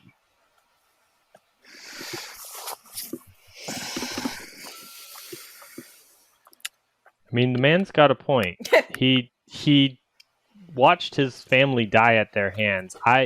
If anyone killed my brother or my mother, I'd have a big vendetta against them. I never really fully understood it until I was in prison with my new apprentice, and I got to hear his story. But the Jedi aren't my enemy. The Republic isn't my enemy. People aren't my enemy. The Sith are. They turned me into this. They took me from my mother when I was a child. They killed my family. They ruined my homeworld. They turned me into a weapon and then a tool. And then they discarded me as soon as I became less effective than they wanted and replaced me with inferior and inferior versions. I was a joke to them. I was a pet. And they're doing that to other people. And now that I've personally experienced it and I understand that, now I'm invested in stopping it. And I'm going to do everything I can to make sure that doesn't happen again.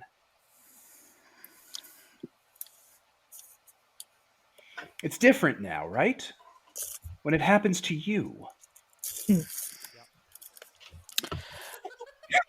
All right, good to know. Good to know that this is what y'all are like.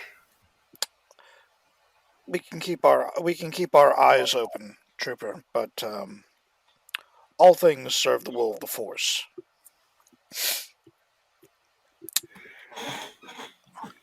Tell that to Duchess Satine and her Duchess family.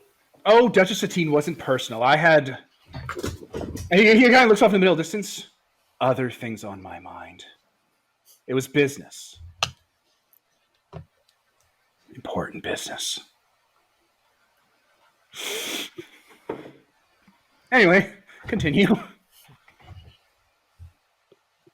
I was able to make contact with Lord Marshal when we first encountered him.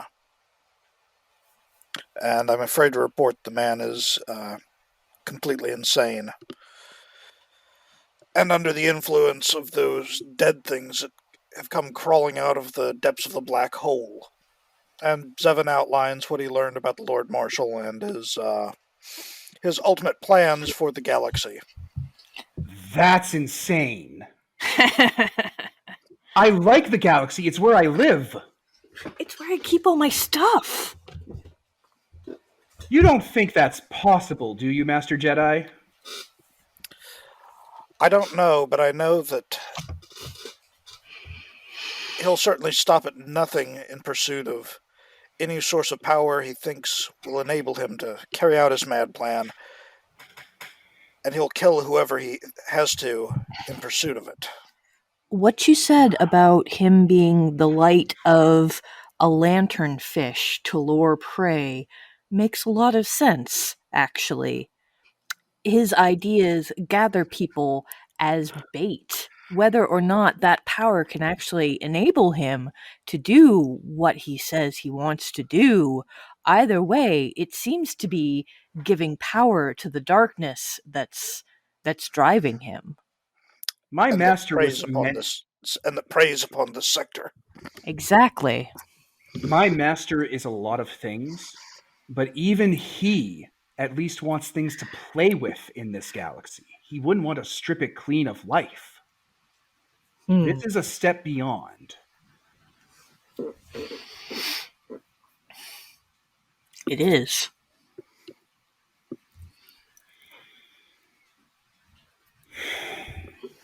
In light of a threat like that, I think redressing any crimes that you may have committed can wait. Maul puts up a hand. Did commit. That happened, Master Jedi. Let's not stray away from that. But how about this? After this situation resolves itself, if you all would like to maybe settle things on the larger scale, I would be more than willing to have it out.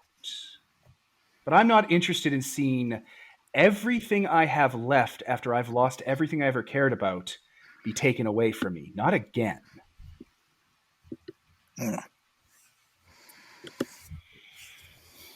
I think that's only fair.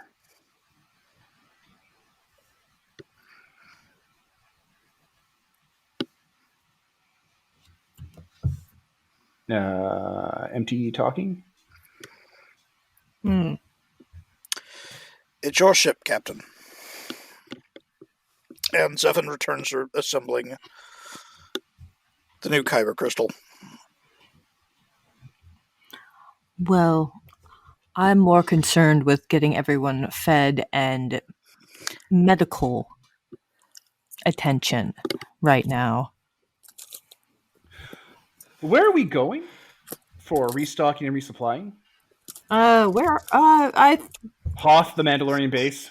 Yeah. So, when you say Mandalorian, I should probably point out that I might want to take an escape pod or a sub ship. Do you have a shuttle? You might want to leave me... you could drop me off, and we'll stay in touch. I feel like me going to a Mandalorian there will be complication. There will be history. Things have been said that can't be unsaid. Certain bells have been rung that can't be unrung with them.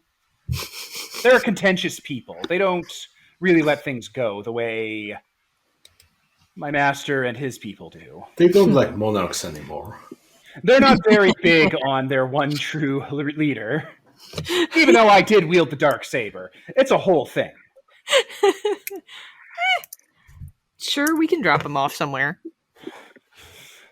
That solves that quickly escalating problem with the community you built fellowship with. He will bail and meet up with you when you need him for adventures, but he won't stick around when you're around the community you built fellowship with. Yeah, let's drop him off on Prosperia Prime. Yeah, he does really good on places that used to be under Separatist control. He thrives there. Yeah. Hey, Maul, want to help me go kill some cannibals? Maul's like, well... Now that you mention it. You can bond with Maul. No. No. I refuse. Okay. So you will go to the Mandalorian place. We'll be able to build a scene there. The source of power you can actually physically give to the Furlings, and they will bring you to the Cosmic Metronome, which will let you speak to the giant aliens finally, because the source of power will actually let you communicate with them directly and not through vague impressions. And that will open up the ability to actually form a fellowship with them if you help them. Okay. That also sounds like a Season 2 thing. Season 2 thing, yeah. Furthermore, we'll also cover the Prosperia issue with the cannibals and those Wampas getting their own tribe. And the only other thing I can think of is I'm assuming that Sicarius... and I don't know, someone else who had family members show up, like Dreadnought, you guys might want to meet with your brother, because it's really important that you talked about that stuff in front of Maul and the rest of you, so that you guys know going in to meet with your family that the Lord Marshal isn't this kind, just misunderstood despot. He's a madman. Yeah, that's... Of all the that's things good. that was important to establish, it was that. So we kind of know the direction we're going. When we start Season 2, you'll probably be spread out among the Strait of Messina, doing these different things, going through these different issues, and then we can cut back to troubles with the Lord Marshal and the continuing of the Necromonger Horde. Yes.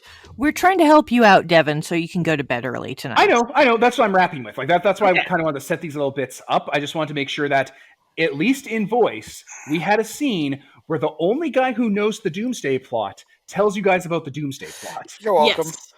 Yes. That was important. So important. Even Maul needs to know about that, so Maul's not like, I said I didn't want that power, but what if I was powerful enough to control it? And then he's like, oh, okay, well, no, I don't want any sorcery ghost possessing me. My mom dealt with that shit, and that was scary as hell. They himbo-fied me and my brother. I don't want that to happen to me again. I don't want any of that to happen to me. I'm not here for that. So, after saying goodbye to Rudewar's quote-unquote master, you guys will start to restock, resupply on Mandalore, go your separate ways. We'll dive into Season 2. And probably the last scene of the season is the Overlord in the prison, in the prison part, flexing his power to like bend and break things in here, pushing up against the doors and forcing on them, and just slowly building up the rhythm and momentum so that eventually he can blow these doors down. As Lordric Soth and the Cosmo Knight are standing in front of that door you guys used, listening to his whispers and his talking, starting to open up a dialogue with him out of just pure fucking curiosity. Like, they're ancient nemesis, those two knights that are both in this prison, and they usually keep clear of each other, but hey, who's this guy? Who's this newcomer? So, at that fantastic end of Season 1, I will wrap with, I am Devin. I'm Stephanie. Nicole. Peter. Ian. Holden. And this is sponsored by nobody. signing off.